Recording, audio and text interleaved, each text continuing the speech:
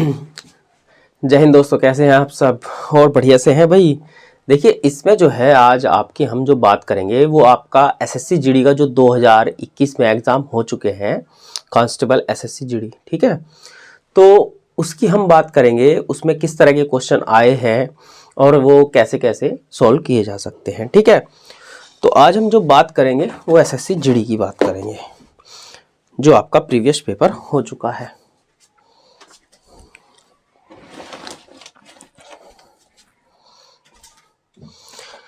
तो सबसे पहले जो है इसमें जो पहला क्वेश्चन आया है वो देखिए क्या मिला है। सबसे पहले इसने दिया है कि एक घनाभ की लंबाई, चौड़ाई और ऊंचाई का योगफल 18 सेंटीमीटर है। एक घनाभ की हमें लंबाई, चौड़ाई और ऊंचाई का योगफल दिया है 18 सेंटीमीटर। यदि इसके विकर्ण की लंबाई 13 सेंटीमीटर हो तो घनाभ का पृष्ठीय क्षेत्रफल हमसे पूछा गया है। तो पहला क्वेश्चन आपका ये है, मैथ का जो पार्ट आपका दिया है। तो इस क्वेश्चन को हम कैसे सॉल्व कर सकते हैं? सबसे पहले हमारे पास उसकी लंबाई, चौड़ाई और ऊंचाई का योग बराबर दिया है 18 सेंटीमीटर। उसके बाद हमें दिया है इनके विकर्ण की लंबाई। देखिए, जो घनाभ का विकर्ण होता है वो आपको पता है, वो होता है लंबाई का स्क्वायर प्लस चौड़ाई का स्क्वायर प्लस ऊंचाई का स्क्वायर बराबर विकर्ण का स्क्वायर। और विकर्ण इसका जो दिया है वो कितना है? 13 सेंटीमीटर, और इसका स्क्वायर हो जाएगा विकर्ण का। हमसे जो पूछा गया है वो है पृष्ठ का क्षेत्रफल। पृष्ठ का जो क्षेत्रफल होता है वो आपका कितना होता है? देखो, पृष्ठ का जो क्षेत्रफल होता है आपका 2 into L B plus B H plus H L, यानी कि 2 गुना लंबाई चौड़ाई जमा चौड़ाई ऊंचाई प्लस जो है ऊंचाई लंबाई, ये पृष्ठ का क्षेत्रफल होता है। अगर हम थोड़ा सा ध्यान दें तो हमें पता है कि एक फॉर्मूला होता है a plus B plus C का होल स्क्वायर बराबर होता है a square plus B square plus C square और plus 2 into A B plus B C plus C A. आप लोगों को पता होगा ये फॉर्मूला, ठीक है, और होना भी चाहिए, तभी आप क्वेश्चन को सॉल्व कर सकते हैं। या तो आप उससे करिए और यदि आपने इस तरह का क्वेश्चन एक बार कर लिया है तो मैं वो भी बताता हूं कि किस तरह से हम इसे सिर्फ एक ही लाइन में खत्म करेंगे। देखिए, अगर यहां से आपको लंबाई, चौड़ाई और ऊंचाई घनाभ की दी गई है, उनका योग दिया गया है और एक विकर्ण दिया गया है, तो आपको कुछ भी नहीं करना। तो पृष्ठ का जो क्षेत्रफल आपका बनता है, पृष्ठ का जो क्षेत्रफल आपका बनता है वो डायरेक्ट आपका कितना आएगा, वो आप इनकी लंबाई, चौड़ाई, ऊंचाई का योग मतलब योग का स्क्वायर करिए और माइनस कर दीजिए विकर्ण का स्क्वायर, ठीक है। तो ये आपका हो जाएगा 18 और 23, एक बार मतलब ए स्क्वायर माइनस बी स्क्वायर हो जाएगा। एक बार जोड़ सकते हैं, एक बार घटा सकते हैं। अगर आप इसे जोड़ते हैं तो ये आपका 31 हो जाएगा, अगर इसे घटाएंगे तो 5 हो जाएगा।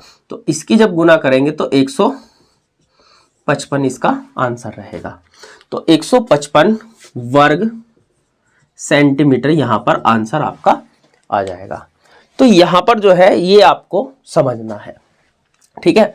अगर इस तरह से करते हैं तो डायरेक्ट आप देखेंगे 18 का स्क्वायर करेंगे, या फिर जो है मतलब दो डबल वैसे ही कर सकते हैं, 18 का स्क्वायर करिए और 13 का स्क्वायर करके घटा दीजिए, या फिर यहाँ पर जो है एक बार जोड़ो एक बार घटा दो, वो आप कर सकते हैं, ठीक है। अब पूरा क्वेश्चन हुआ कैसे है, कैसे ये डायरेक्ट हुआ, उसे समझने की थोड़ी सी जरूरत है। देखिए, जैसे ही आप a plus B plus C का होल स्क्वायर करते हैं तो यहाँ पर आ जाएगा l plus B plus H का होल स्क्वायर बराबर इधर हो जाएगा आपका 18 का स्क्वायर, दोनों ओर का वर्ग करने पर। हमें पता है ये ए बी और सी वो वाला फॉर्मूला बन जाता है, हो जाएगा L square plus B square plus H square plus 2 into ये आएगा आपका L B plus B H plus H L, ठीक है, बराबर इसका कितना 18 का वर्ग 324 हो जाएगा। सही है।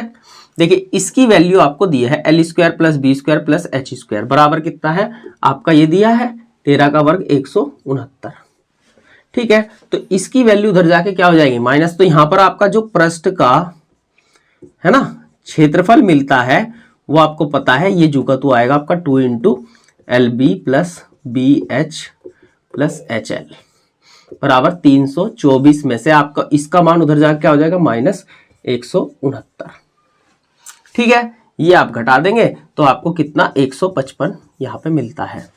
तो हमने ये देखा कि इस तरह के प्रश्न में क्या होता है कि जो हमारे लंबाई चौड़ाई ऊंचाई का है उसका एक बार स्क्वायर होगा, ये होगा, और एक बार हमारे विकर्ण का स्क्वायर हो जाएगा, जो विकर्ण दिया है उसका स्क्वायर होगा, और वो उसमें माइनस होना है। तो हम उस क्वेश्चन को पूरा घर बार क्यों करें? अगर आपने इसकी घर मेहनत कर ली है, प्रैक्टिस कर ली है, तो भाई एग्जाम में हम इसे क्यों करेंगे ऐसे? हम तो इसे आसानी से करेंगे, हम तो नहीं करेंगे भाई इस तरह से। तो आपको इसकी प्रैक्टिस करनी है। आपने अगर ये क्वेश्चन आ गया तो समझो तुरंत इसका वर्ग करो भाई 324, और इसका जो है कितना 169, ऐसे माइनस कर लो, खत्म क्वेश्चन। ठीक है, बस इतना सा ही प्रश्न था। अगर पूरा देखोगे तो ये बनता है। ठीक है, तो आइए देखते हैं नेक्स्ट क्वेश्चन आपका इसमें क्या दिया है। ठीक है, नेक्स्ट क्वेश्चन आपका जो दूसरा दिया है वो ये है कि भाई यहां पर जो है कक्षा x में जो है 5 वर्ग है। अब यहां पर कक्षा कोई x है, ठीक है, उसके 5 वर्ग है। ऑप्शन मतलब ये कह सकते हैं सेक्शन है, जैसे A B C D E, जिनमें क्रम से जो है 40 50 50 60 और 60 छात्र है। देखिए पांचों कक्षा के छात्र अलग अलग दिए गए हैं, मतलब पांचों सेक्शन के। इन वर्गों का उत्तीर्ण प्रतिशत जो है वो क्रम से 80%, 76%, 64%, 65% और 70% है। इन सब में सेक्शन में जो बच्चे पास हुए हैं उनकी हमें परसेंटेज दी गई है। तो इस संपूर्ण कक्षा यानी कि पूरी कक्षा का हमें यहाँ पे क्या बताना है, उत्तीर्ण मतलब पास का हमें परसेंटेज बताना है, दशमलव के 2 स्थानों तक सही। तो ये प्रश्न है। सबसे पहले तो ये समझिए कि यहाँ पर अलग अलग सेक्शन है, उनका हमें क्या बताना है, सबको एक जगह करना है।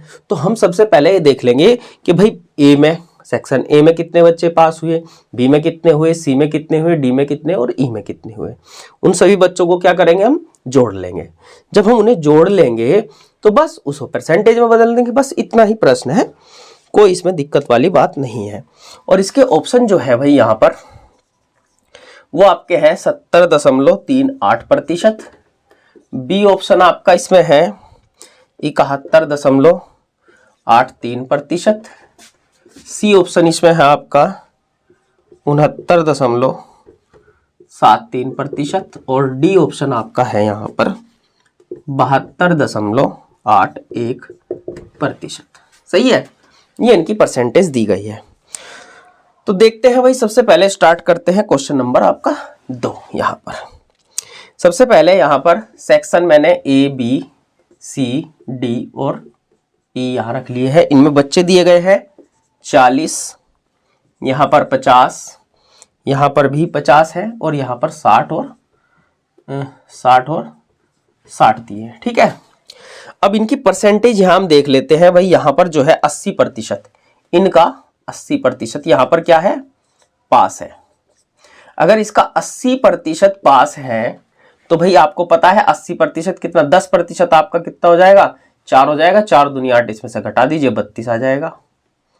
ठीक है, ये आपके कितने बनते हैं 32। या आपका 10% 4 हो गया तो 8 की गुना कर दीजिए, या फिर देखिए आप ऐसे निकालते हैं 80 मतलब 40 गुना 80 और बटे 100। 40 का 80% कैसे निकलेगा, ऐसे निकलेगा। आप ये काट देंगे यहां से, 8 चौक 32। तो कोशिश ये करिए कि ऐसे ना करना पड़े। ठीक है, यहीं के यहीं आपको खत्म करने का क्वेश्चन आना चाहिए। इसका कितना है 76%। जब हम यहाँ पर 76% निकालते हैं, देखिए 50 का हम 50 गुना 76, ठीक है, बटे 100 करेंगे तो 50 दूनी 100 और 2 से कट जाएगा तो 38 बार आ जाएगा। तो यहाँ पर आपके कितने आ जाएंगे, 38 आ जाएंगे। ये कितने परसेंट है इसके, ये है आपके 76%। फिर 50 का कितना आएगा 64%, वो आपका आएगा 32। ठीक है, फिर उसके बाद कितना है 65%, किसका, इसका है 65%।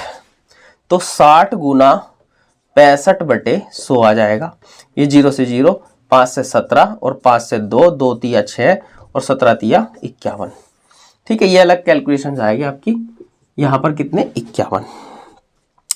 उसके बाद इसका कितना है 70%, 7 42, यानी कि ये आ जाएगा।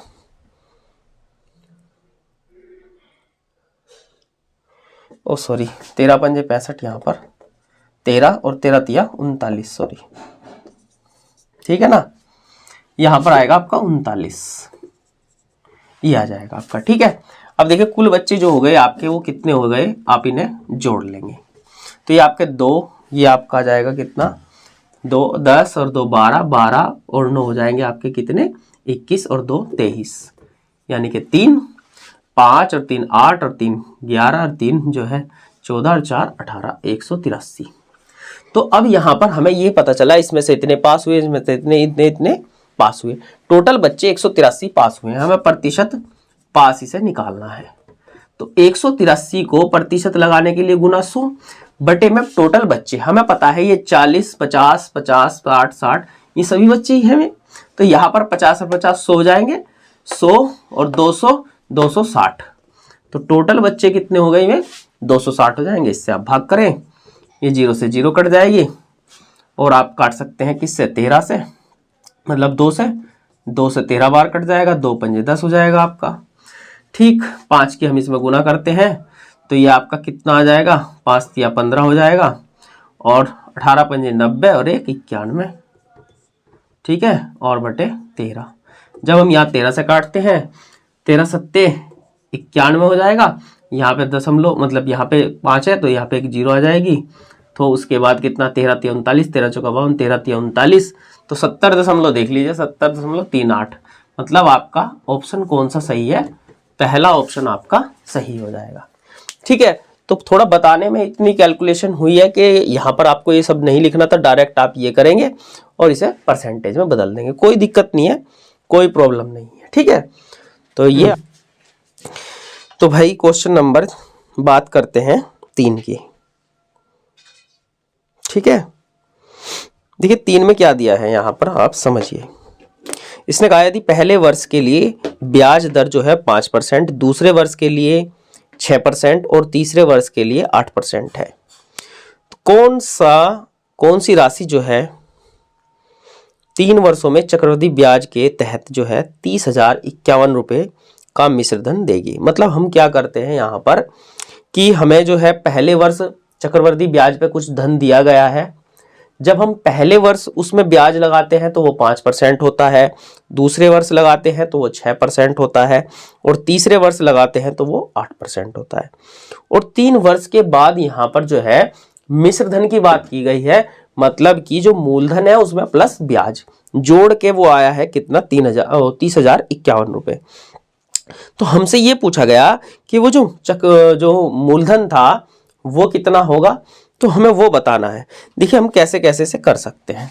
सबसे पहले प्रश्न 3 और इसके ऑप्शन देख लीजिए आप। ठीक है, तो ऑप्शन इसका ए जो रहेगा वो आपका है 25,000, ठीक, बी ऑप्शन आपका हो जाएगा 30,000 और सी ऑप्शन आपका हो जाएगा 28,000 और डी ऑप्शन बनता है आपका 26,000। ठीक है, तो ये हमारे पास धन है। तो या तो हम इसे ऑप्शन से करने की कोशिश कर सकते हैं या हम कैसे कैसे देखिए कर सकते हैं। सबसे पहले बात करते हैं यहाँ पर, देखिए अगर यहाँ पे हमें वो धन नहीं पता तो हमने पी मान लिया, या तो पी माने या एक्स माने, मूलधन पी हो गया। उसके बाद पहले वर्ष में अगर ब्याज 5% है, मतलब 100 रुपये पे 5 रुपये ब्याज देना है, तो 100 रुपये 5 रुपये ब्याज देंगे तो 105% हो जाएगा, परसेंट हटाने के लिए बटे में आपका 100 आ जाएगा। फिर दूसरे वर्ष में 6%, 106 बटे 100 आ जाएगा और तीसरे वर्ष में जो है 8% है, यानी कि 108 बटे 100 आ जाएगा। बराबर जो है यहाँ पर ये ब्याज लगने के बाद जो मिश्रधन आया वो है आपका 30,000, ठीक है, 51 रुपये। तो ये हमें यहाँ पर मिला है। हमें यहाँ से इस पी की वैल्यू निकालनी है, इसमें भी ज्यादा कुछ नहीं है, आपको जरूरत नहीं है। देखिए ऑप्शन अगर पहला सही हो जाए या दूसरा सही हो जाए चलो ठीक है, लेकिन अगर वो सी डी हम लास्ट तक चेक कर रहे हैं तो फिर उस थोड़ा सा इस तरह के प्रश्न में ज्यादा डिटेल हो जाती है। ठीक है, तो आप कोई दिक्कत नहीं, आप इससे भी करें, कोई दिक्कत वाली बात नहीं है। 5 से काट देंगे तो ये इतना कट जाएगा, यहाँ 3 से 2 से कट जाएगा, ये आपका कितना 53, 2 से 50, 4 से कट जाएगा 27 और 4 से 25। तो अब यहाँ पर जो है और हम क्या काट सकते हैं देख लीजिए। ठीक है, चलो हम इसे इधर देखते हैं ये कितना कट सकता है।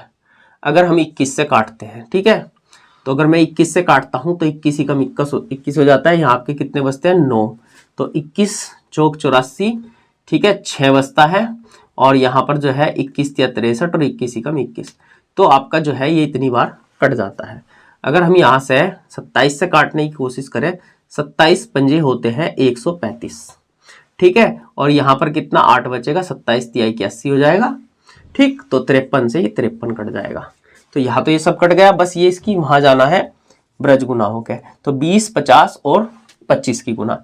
तो जब यहाँ हम 25 देखते हैं और 20 और 50 की गुना करते हैं तो 1000 होता है, 1000 की इसमें गुना कर देंगे तो ये आपका आंसर कितना रहेगा? 25,000, यानी कि पहला ही ऑप्शन इसका सही था, ठीक है। तो भाई इसमें जो है आप बात करते हैं आपके नेक्स्ट क्वेश्चन की। क्वेश्चन नंबर आपका कितना है? ठीक है, 4 आपका क्वेश्चन है। और क्वेश्चन नंबर 4 में जो दिया है, देखिए इसने कहा है राम ने 6,800 रुपये में एक वस्तु खरीदी और इसकी मरम्मत पर 700 रुपये खर्च किए। देखिए अगर कोई व्यक्ति 6800 रुपये में कोई वस्तु खरीदता है और उस पर 800 रुपये 700 रुपये मरम्मत के लगा देता है, तो उसकी जो लागत आ गई वो कितनी? हम 6800 रुपये में आप 700 ऐड कर देंगे, यानी कि 7500 रुपये लागत आ गई। वह अपनी वस्तु पर कुल लागत से 8% अधिक मूल्य अंकित करता है। अब जो उसकी लागत आई यानी कि 7500 रुपये, उस पर वो क्या करता है? 8% अधिक लिख देता है कि भाई मैं 8% इस पे अधिक लिख दे रहा हूं। फिर वो क्या करता है? उसने 10% और x% की 2 क्रमिक छूट देने के बाद वस्तु को 6,196 रुपये 50 पैसे में बेच दिया। अब ये कह रहा कि x का मान क्या होगा, तो ये थोड़ा समझने की बात है। देखो क्या हुआ, पहले समझिए 6800 रुपये में खरीदी, 700 रुपये मरम्मत के, 7500 रुपये हो गए, कोई दिक्कत नहीं। 8% अधिक उस पर लिखकर एक चिट लगा दी उसने, ठीक है, प्राइस लगा दिया। अब वो क्या करता है? वो ये करता है कि एक छूट देता है पहली 10% की, ठीक है, फिर दूसरी देता है x% की। हमें उस x% की ही वैल्यू निकालनी है कि वो दूसरी छूट कितने की है। बस उसने क्या दिया? उस छूट के बाद हमें पैसा दे दिया है कि कितने रुपए में वो बेची गई है, यानी कि 6196 रुपये 50 पैसे में बेची गई है। तो कोई दिक्कत नहीं है। तो कैसे हम कर सकते हैं? देखिए सबसे पहले इसके ऑप्शन देख लीजिए। ऑप्शन क्या बनेंगे? यहाँ ऑप्शन जो आपके बन जाएंगे, पहला ऑप्शन आपका है 15, दूसरा ऑप्शन है इसका 10, और तीसरा जो ऑप्शन है वो 18 है, और डी ऑप्शन इसका 12 है। तो ये जो है यहाँ पर परसेंट है, x का मान यानी कि परसेंट में, ठीक है, इतने परसेंट यहाँ पर x का मान हो सकता है। तो देखिए भाई सबसे पहले हम उसकी लागत देख लेते हैं, लागत कितने की आ गई है। लागत जो आई है वो आ जाती है कितनी? 6800 प्लस जो है 700 रुपये, तो आपके कितने हो जाते हैं? 7500 रुपये लागत हो जाती है। अब वो क्या कर रहा है? इसमें 8%, ठीक है, 8% अधिक इसमें जोड़ देता है, जो MRP मतलब लिख देता है। तो हम क्या करेंगे? इसका 8% यहां पर जोड़ देंगे। तो इसका जो 8% रहेगा, आपको पता है 1% अगर 75 रुपये 100 से भाग कर दीजिए, 1% अगर 75 रुपये है तो 8% कितना आ जाएगा? 600 रुपये हो जाएगा, क्योंकि 75 चौका 300, 300 दूनी 600, 8% आपका 600 रुपये हो जाएगा। तो हम 600 रुपये इसमें ऐड कर देंगे, ये है 8%, ठीक है, इस 7500 का। कैसे निकाला? 7500 गुना 8/100। भाई इस चीज को थोड़ा कोशिश कीजिए ना लिखना पड़े, इन चीजों को समझिए। तो यहां पर जो आ गई उसकी कितने आ गए? उसने इसका MRP जो लिख दिया उसने, वो कितना आ जाता है? वो आ जाता है 8100 रुपये, ठीक। अब वो इस पे क्या करता है? 10% की छूट देता है। अब इसका 10% कितना होता है? पहला जो डिस्काउंट है वो घटा देगा, 10% हो जाता है, आपको पता है 810 रुपये, 810 रुपये। तो जब हम इसमें से 810 रुपये, ये आपके 0 आ जाएगी, यहाँ आपके 10 में से 9 बच जाएंगे, यहाँ 0 आ जाएगी, यहाँ आपके 10 में से 2 बचते हैं, और यहाँ आपका 700, मतलब यहाँ 7290 रुपये एक डिस्काउंट के बाद। अब इसने एक x% का यहाँ पर डिस्काउंट दिया है। उस डिस्काउंट देने के बाद उसने क्या किया है? ये उसे इतने में पड़ी है। अब कितने में? देखिए यहाँ पर, ठीक है, कितना दिया है इसने?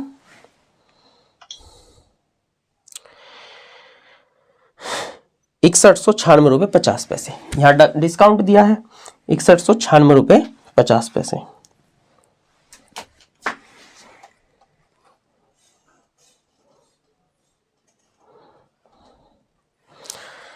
तो यहां पर 6196 रुपये 50 पैसे। अगर मैं यहाँ पे 6196 रुपये 50 पैसे घटा देता हूं तो मुझे ये x%, ये x की वैल्यू मिल जाएगी मुझे, ठीक है ना। x की वैल्यू कितनी है, परसेंट में नहीं, मतलब रुपयों में कितनी है।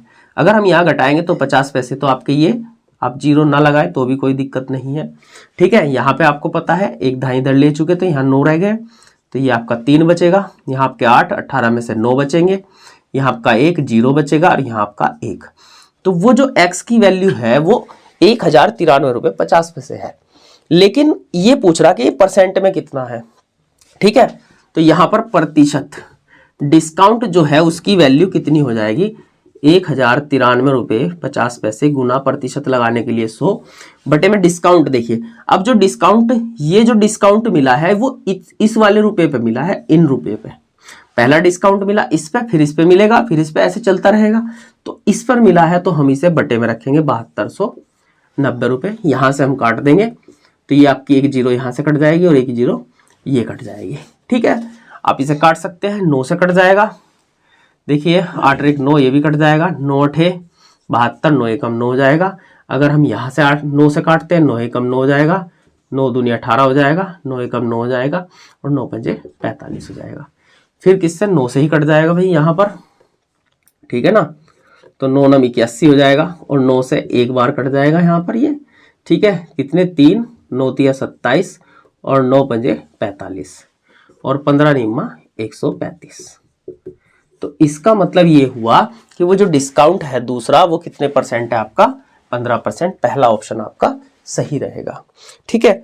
तो ज्यादा कोई ऐसी बात नहीं है, सिर्फ हमने ये जोड़ा इसमें, ठीक है। कितनी लागत आई, उसके बाद 8% अधिक अंकित किया, वो इसमें जोड़ देगा। तो यहाँ पर कितने हो गए आपके, एमआरपी कितना 8100 रुपये बनता है, उस पर एक डिस्काउंट 10% का, 10% इसका इसमें से घटा दिया 7290 रुपये। अब जो दूसरा डिस्काउंट दिया गया उसके बाद इतने रुपए है, तो अगर हम इतने रुपए घटा देते हैं वो डिस्काउंट मिल जाएगा। वो डिस्काउंट हमें मिल गया, हमने उसे किस में बदल दिया, परसेंटेज में। तो बस ये था, कोई दिक्कत वाली ऐसी बात। तो आइए भाई नेक्स्ट क्वेश्चन की बात करते हैं। आपका क्वेश्चन नंबर 5 देखिए, इसने कहा एक परीक्षा में उत्तीर्ण प्रतिशत कुल अंकों का 35% है। मतलब अगर किसी को पास होना है तो 35% उसे अंक लाने ही होंगे। एक छात्र ने 390 अंक प्राप्त किए। देखिए यहाँ पर एक छात्र है कोई, तो उसने कितने अंक प्राप्त किए भाई, 390 प्राप्त किए और उसे 65 अंकों से अनुत्तीर्ण घोषित कर दिया गया। मतलब वो 65 अंकों से फेल हो गया। 390 लाकर 65 अंकों से वो फेल हुआ है, तो इसका मतलब ये हुआ कि अगर उसे 65 अंक दे दिए जाए, 390 प्लस 65 कर दिया जाए यानी कि 455, तो इसका मतलब है वो 455 पे पास हो जाएगा। तो यहाँ पर जो है परीक्षा के कुल कितने अंक चाहिए, है ना। तो परीक्षा के कुल अंक कितने होंगे, मतलब पूर्णांक ये पूछ रहा है, तो बहुत ही आसान सा बनता है। देखिए 35% जो आपके हो गए वो कितने, 455, ठीक है। 455 कितने, 35%, तो 100% कितने। तो इसके लिए ऑप्शन जो है आपके दिए गए हैं 5 में, ठीक है। ये ऑप्शन ए आपका बनता है 1200, बी ऑप्शन आपका दिया गया है 1000, सी जो दिया है वो आपका 1600 और डी आपका दिया है 1300, ठीक है। ये आपके ऑप्शन दिए गए हैं।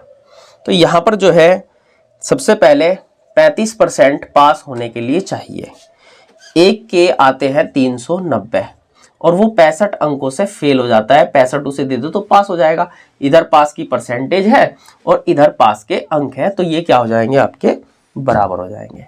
बस इतने परसेंट बराबर इतना, तो कुल कितना, तो यहाँ पर हम ज्ञात कर सकते हैं पूर्णांक। तो ये आपके 455 हो जाएंगे भाई, और बटे में आपका जाएगा 35 और कुल के लिए 100 की गुना कर सकते हैं, ठीक है। तो 35 से कम 35 हो जाएगा और 35 दिया 105 हो जाता है। तो बस यहाँ पर 2 0 और लगा दीजिए, तो 1300 जो है अंक पूर्णांक वहां परीक्षा में है। तो पूर्णांक जो है वो 1300 रुपये अंक है, ठीक है। देखिए इसके बाद क्या है यहाँ पर भाई,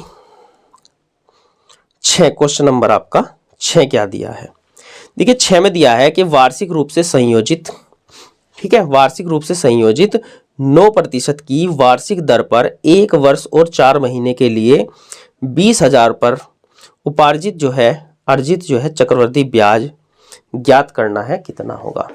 तो यहाँ पर परसेंटेज तो हमारी 9 है और हमें जो ब्याज निकालना है वो चक्रवृद्धि निकालना है और 1 वर्ष 4 महीने का निकालना है 20,000 रुपये पर। तो बहुत ही आसान है, कोई दिक्कत नहीं, 1 वर्ष का निकालिए और 4 महीने का और निकाल दीजिए। तो छठा जो क्वेश्चन है उसमें आपके ऑप्शन जो बनते हैं वो आपका पहला ऑप्शन आपका है, ए ऑप्शन है आपका कितना 2540 रुपये। बी ऑप्शन आपका दिया है 2654, सी है आपका 2454 और डी आपका है इसमें 2450। तो यहां पर जो है हमें देखना है कौन सा ऑप्शन आपका बनता है। तो सबसे पहले तो कितने रुपए पे हमें ब्याज निकालना है, 20,000 रुपये, ये रहे आपके 20,000 रुपये। तो पहले वर्ष का जो ब्याज बनता है इसमें वो कितना बनता है, इसका सीधा सा 9%, ठीक है भाई, इसका कितना 9%। इसका 9% निकालने के लिए आप क्या करिए भाई, 1 2 0 हटा देंगे तो आपका कितना हो जाएगा 1% और 9 दूनी 1800, तो 1800 रुपये तो एक बनता है ब्याज, ठीक है। तो यानी कि इनमें से कोई सा होगा। उसके बाद यहाँ पर दूसरी बार में जब यहाँ पर ये तो हो गया कितना वर्ष का, 1 वर्ष और 4 माह का ब्याज कितना बनेगा आपका वो हमें देखना है। अब देखिए जो परसेंटेज है 9 जो % है वो 1 साल के लिए है। अगर हम यहाँ बात करें तो 4 महीने को अगर हम साल बनाना चाहें तो 12 से भाग कर देंगे, होगा वर्ष। तो परसेंटेज को हम 9 की गुना कर देंगे तो वो कितने % हो जाएगी 4 महीने के लिए, तो 4 तिया 12 और 3 तिया 9, 3%। अगर 1 साल में 9% ब्याज लगता है तो 4 महीने में वो 3% लगेगा। हमने वर्ष को क्या किया, मतलब महीनों को हमने वर्ष बना लिए यहाँ पे, ठीक है। तो अब हमें 4 महीने के लिए इसका कितना 3% निकालना है। हमें पता है 1% 200 है तो 3% यहाँ पर कितना हो जाएगा आपका, ये 3% निकालोगे तो 600 रुपये हो जाएगा, ठीक है। अब थोड़ा सा और क्या करना है, आपको पता है चक्रवृद्धि ब्याज होता है, ब्याज के ऊपर ब्याज। हमने इस पे ब्याज लगाया, ठीक है, फिर इस पे ब्याज लगाया, ठीक है, लेकिन अब ये भी तो बचा है, ब्याज पे भी तो ब्याज लगेगा। अब इसका जो हम निकालेंगे वो 3%, क्योंकि यहाँ परसेंटेज 3 है तो 1% आपको पता है 18, तो 3% हो जाएगा 54 रुपये। तो बस 18 और 6 24, 2454 रुपये यहाँ पर ब्याज हो जाएगा। कितने वर्ष का, 1 वर्ष 4 महीने का, ठीक है। तो ऐसे आप कर सकते हैं। दूसरा तरीका आपको पता होगा कि एक फॉर्मूला होता है ए बराबर पी कोस्ट, ठीक है ना, ए बराबर पी कोस्ट 1 + r/100 और ये समय t।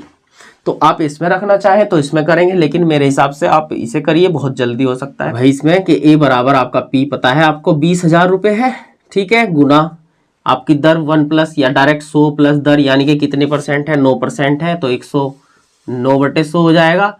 और आपको पता है आपने महीने की जो दर बना ली है वो कितनी, 4 महीने के लिए 3% लगेगी, तो आप यहाँ पर 103/100 कर देंगे।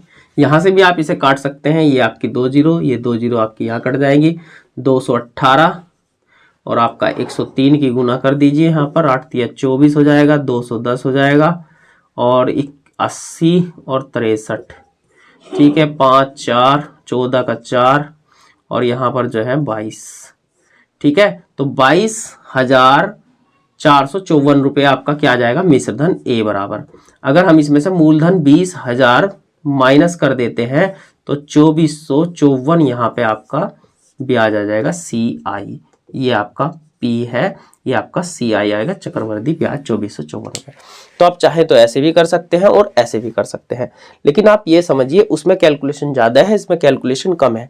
कुछ भी नहीं है, डायरेक्ट हमने इसका कितने % निकाला भाई, 9% निकाला और फिर इसका कितना 3%, इसका 3% जोड़ दिया, बस कहानी खत्म, ठीक है। तो क्वेश्चन नंबर आप बात करते हैं भाई आपका 7, ठीक है।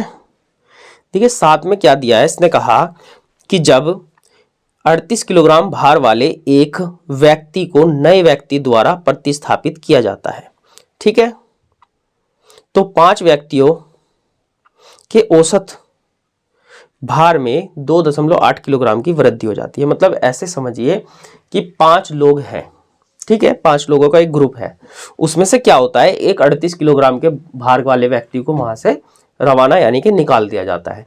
उसके स्थान पर दूसरा एक व्यक्ति नया लिया जाता है, जिसके आने से औसत भार में जो सभी का औसत, मतलब सभी का जो पहले भार था फिर उसका औसत किया गया, उनके औसत भार में 2.8 किलोग्राम की वृद्धि हो जाती है।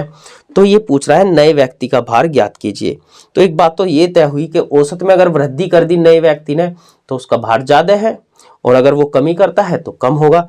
बहुत ही आसान, वैसे तो सिंपल है, ठीक है। ऑप्शन क्या दिए हैं, ठीक है। तो आपका पहला ऑप्शन है आपका 50 केजी, और दूसरा ऑप्शन है आपका 52 केजी, सी ऑप्शन आपका है 44, और डी है आपका इसमें 48 केजी, ठीक है।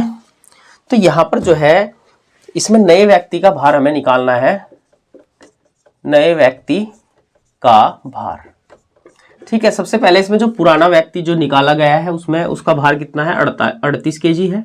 अगर दूसरा जो नया आने वाला है उसने वृद्धि की है तो वो ज्यादा वजन का, प्लस कर लीजिए यहां पर कितने, 2.8, ठीक है।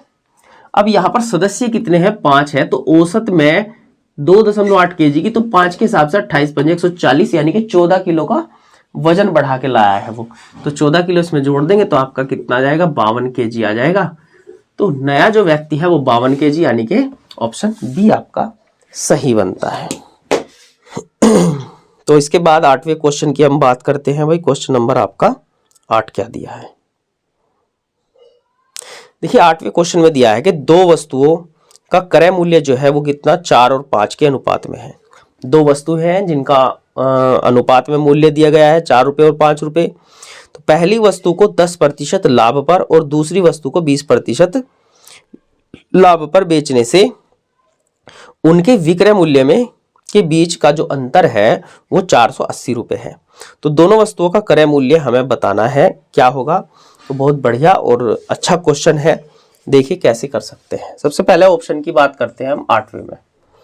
तो यहां पर जो ऑप्शन है वो आपका पहला ऑप्शन आपका दिया है 2800 रुपये, ठीक है। दूसरा ऑप्शन आपका दिया है 2500, सी ऑप्शन आपका दिया है 2700 रुपये, और डी ऑप्शन आपका दिया है 3200 रुपये, ठीक है।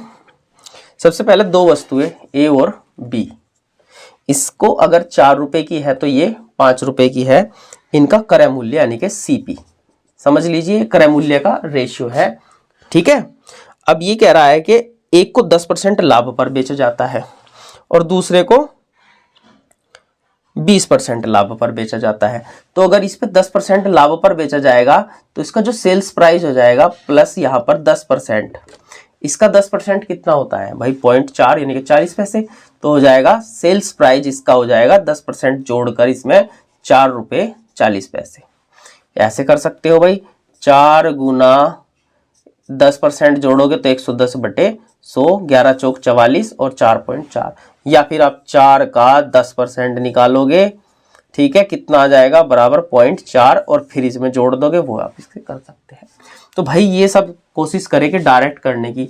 अब इसका 20%, इसका 20% प्लस कर देंगे इसमें हम 20% इसका, तो देखिए 10% इसका 0.5 और 20% हो जाएगा एक जोड़ेंगे तो कितना हो जाएगा 6 रुपये। ये आपका जो हो जाता है वो कितना हो जाता है 6 रुपये हो जाता है। अब ये कह रहा है कि दोनों के विक्रय मूल्य, इसने कहा दोनों के विक्रय मूल्य के बीच का जो अंतर है वो 480। देखिए यहां पर अगर हम इनके अंतर की बात करें तो इनका जो अंतर बनता है वो कितना 1.4 बनता है, सॉरी 6 बनता है, 1.6 बनता है। इनका अंतर 1.6 और वहां पर 480। अंतर को अंतर से, मैंने बताया था योग को योग से भाग करते हैं, अंतर को अंतर से, तो इनके अंतर को अंतर से भाग करते हैं 1.6 से। इसने कहा दोनों वस्तुओं का क्रय मूल्य सीपी, किनका, दोनों का, 4 और 5 दोनों का जोड़ दीजिए, 4 5 9 की गुना कर दीजिए, दशमलव हटाएंगे तो एक जीरो ऊपर आ जाएगी, 16 तिया 48, 30 और 9 तिया 27। तो 2700 रुपये जो है आपका कौन सा ऑप्शन है, सी ऑप्शन आपका सही बनता है। बहुत आसान तरीका है, देखिए इसमें इतना लिखने की भी जरूरत नहीं थी, थोड़ा आप कैलकुलेशन में कम कर सकते हैं, थोड़ा सा समझ के, ठीक है। और अच्छा क्वेश्चन था ये आपका। देखिए इसके बाद क्वेश्चन नंबर 9 में क्या दिया है। इसने कहा दो संख्याएं 2, 3 के अनुपात में है। दो संख्याएं दी हैं, उनका अनुपात दिया है 2 और 3 में है। उनके लघुत्तम समावर्तक, ठीक है, एलसीएम और महत्तम समावर्तक एचसीएफ का जो गुणनफल है वो 7350 है। तो दोनों संख्याओं के बीच का जो अंतर है वो हमें बताना है।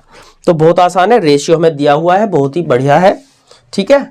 तो यहां पर सबसे पहले ऑप्शन इसके वो 45, बी आपका 25, सी आपका इसमें 15 और डी 35, ये दिया है दोनों संख्याओं के बीच का अंतर, ठीक है। तो सबसे पहले अनुपात की अगर हम बात करते हैं, ये 2 है तो ये 3 है यहां पर, ठीक है। अगर यहां पर ये जो गुणनफल दिया है 7350 किसका, लैसे और मैसे का गुणनफल, तो हमें क्या करना पड़ेगा, मैंने बताया था कि हम जो 7350 है इसे योग को योग से, अंतर को अंतर से, गुणनफल को गुणनफल से। लेकिन ये जो गुणनफल है 7350 ये है लैसे और मैसे का, तो हमें पहले इनका लैसे और मैसे निकालना पड़ेगा। बात करते हैं इनके लैसे मैसे की। अगर मैं इनका लैसे और मैसे निकालता हूं तो मैसे जो हो जाएगा, ठीक है, वो कितना आपका हो जाएगा, वो आपका हो जाएगा दोनों का मैसे 1 हो जाएगा।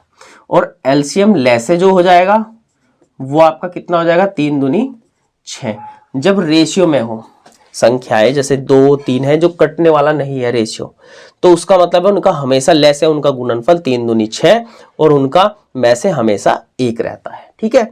अब देखिए ये लैसे मैसे का गुणनफल है, इसका और इसका अगर हम गुणनफल कर देते हैं तो ठीक है। लेकिन मैंने एक बात बताई थी कि दो संख्याओं की अगर हम गुना करते हैं, गुना से भाग करते हैं, तो यहां पर इसका वर्गमूल होगा। अगर 3 से भाग करते हैं तो घनमूल होता है। अब यहां से हमसे पूछा गया दोनों संख्याओं का अंतर, ठीक है, तो हम उसकी गुना कर देंगे। यहां पर इसे करके गुना करते हैं अंतर, इन दोनों में कितने का अंतर है, इन दोनों में तो अंतर 1 का है ना, तो यहां 1 की गुना कर देंगे बस, ठीक है। ये देख लीजिए आप कितना बनता है, 6 से 1 कम 6, 6 दूनी 12 हो जाता है, 6 दूनी 12 हो जाता है और 6 पंजे 30 हो जाता है। तो 1225 देखना है किसका वर्ग, हमें पता है 25 है लास्ट में, तो 5 आएगा ही, और ये 3 चौक 12 अगली संख्या में गुना यानी कि 3, तो ये किसका वर्ग है, 35 का। और 35 की 1 में गुना करेंगे तो आंसर आपका कितना आएगा, 35 ही आएगा। तो अंतर दोनों संख्याओं में कितने का है, 35 का है।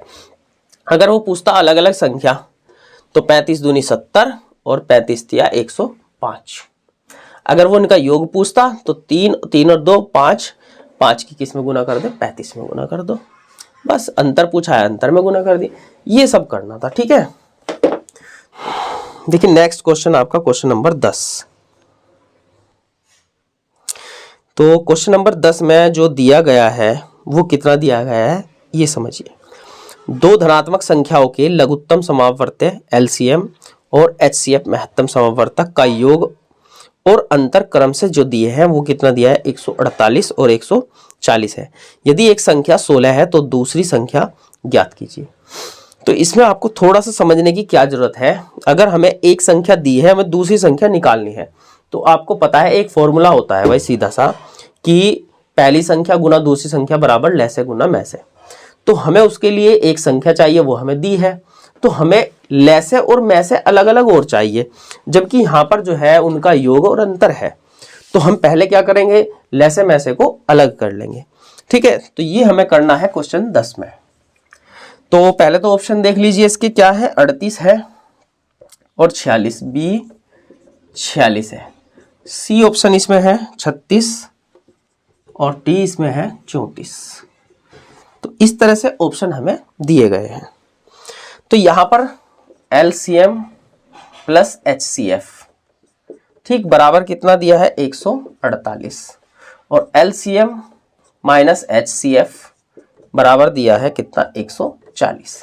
अब या तो हम ऐसे कर ले कि ये कट जाएगा, 2 एलसीएम बराबर ये है, तो आप चक्कर में मत पड़े। मैंने आपको एक बात बताई थी कि जब दो संख्याओं का योग है और दो संख्याओं का अंतर हो, तो यहां से हम बड़ी संख्या, बड़ी का मतलब हो जाएगा एलसीएम, ठीक है, तो बराबर हो जाएगा, दोनों को जोड़ के 2 से भाग करें, 148 प्लस 140 और बटे 2, 288, 2 से भाग करेंगे तो 144 आ जाएगा। ठीक है, एलसीएम इसका 144 है।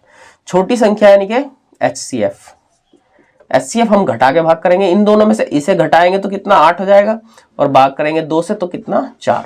HCF यानी कि में से 4 है और ले से इसका 144 है। और एक संख्या हमें दी है 16, तो भाई पहली संख्या 16 गुना दूसरी संख्या x बराबर में से गुना ले से 4 गुना 144। तो 4 से या 16 निम्मा 144 और x बराबर 9 चौक 36। तो यहाँ पर जो है ऑप्शन कौन सा हो जाएगा, सी ऑप्शन आपका सही हो जाएगा। देखिए ये आपको लिखने की जरूरत थी ही नहीं। 148 और 140 आपको पता है, 288 2 से भाग किया 144 लिखा। भाई आपको अंतर पता है 8 है, भाग किया 2 से 4 लिखा, और बस यहाँ पे 16। बस एक ये चीज थी, बस इतनी कैलकुलेशन लिखने की जरूरत है क्या भाई? इतनी तो आप आराम से वैसे ही कर सकते हैं, कोई इतनी बड़ी कैलकुलेशन है? देखिए यहाँ पर 11वां क्वेश्चन क्या दिया है, इसने कहा एक स्कूल में लड़कों और लड़कियों का अनुपात जो दिया है वो 7:5 है।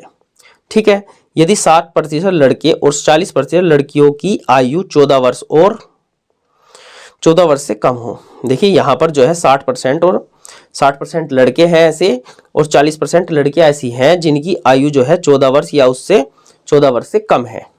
ठीक है, और 14 वर्ष की आयु से अधिक आयु वाले विद्यार्थियों की संख्या 870 है। जो 14 वर्ष से ऊपर की आयु के हैं वे हैं 870। तो स्कूल में विद्यार्थियों की संख्या हमें बतानी है कितनी होगी। तो समझिए बहुत ही आसान है। एक तो हमें रेशियो दिया गया है लड़के लड़कियों का, ठीक है, हमें बस क्या करना है, जो 870 14 वर्ष से अधिक आयु के बच्चे 870 हैं, हमें इनका किसी तरह से रेशियो या परसेंटेज कुछ भी मिल जाए वो हमें निकालना, वो उसके बटे में रखना है। और कुल के लिए अपना 100 की गुना, भाई परसेंटेज में है तो नहीं तो अपना जो भी दिया है उतने की गुना करेंगे अगर रेशियो में है। तो ये चीज हमें करनी थी। तो भाई आइए देखते हैं कैसे होगा ये आपका 11वां प्रश्न। तो यहां पर ऑप्शन देख लीजिए। पहला ऑप्शन आपका 1800, दूसरा इसमें 1750, सी ऑप्शन इसमें है 1850, और डी ऑप्शन है आपका 1650। ठीक है, तो आइए देखते हैं भाई। यहां पर सबसे पहले लड़के लड़कियों का अनुपात यानी कि बॉयज और गर्ल्स, ये है 7, तो यहां पर लड़कियां हैं 5। 60% और 40% क्या है, ये 14 वर्ष या 14 वर्ष से कम के हैं। हमें चाहिए अधिक वाले, 14 से अधिक, 14 वर्ष से अधिक, यानी कि अगर देखिए यहां पर 60% कम है, 60% 14 वर्ष से कम है, 14 वर्ष के हैं, तो 40% बच जाएंगे। तो इसका हमें 40% निकालना है। आपको पता है 10% 7 7 चौक 28, 2.8 आ जाएगा भाई बिल्कुल। या आप इसे 7 गुना 40/100 मैं बता देता हूं, 7 चौक 28, 2.10 से भाग करेंगे तो। लेकिन कोशिश करें, वही मैं आपको हर बार बताता हूं यही चीज, अगर 40% लड़कियां 14 वर्ष या 14 वर्ष से कम है तो अधिक वाले कौन है, तो 60%। इसका हमें कितना निकालना है, 60%। तो यहाँ पे 0.5 अंक 30 यानी कि 3। तो टोटल जो बच्चे हैं वे कितने हैं, वे आपके हो जाएंगे 5.8। भाई ये हो जाएंगे ना जुड़ के, क्योंकि जोड़ा इसलिए है क्योंकि ये जो 870 है ये 14 वर्ष से अधिक के हैं, ये 14 वर्ष से अधिक लड़के, 14 वर्ष से अधिक लड़कियां, तो इतने 5.8 है।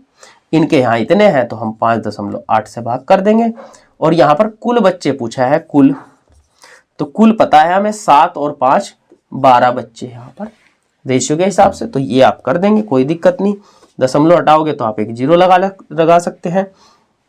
29 दूनी 58, 29 तिया 87, और 2 से काट देंगे तो 15, और 15 12 180, और एक 0 आ जाएगी। तो आपको पता है कि 1800 यहाँ पर ऑप्शन सही हो जाएगा। कुल बच्चे इसमें 1800 है। फिर वही बात कि आप इसमें कैलकुलेशन कम करिए थोड़ी सी, ठीक है। तो क्वेश्चन नंबर आपका भाई जो है 12 है, और 12 में देखते हैं, एक ट्रेन को 80 किलोमीटर प्रति घंटा की चाल से एक निश्चित दूरी तय करने में 1 घंटा और 12 मिनट लगते हैं। कोई ट्रेन है अगर 80 की स्पीड से चलती है तो उसे समय लग रहा है कितना, 1 घंटा 12 मिनट।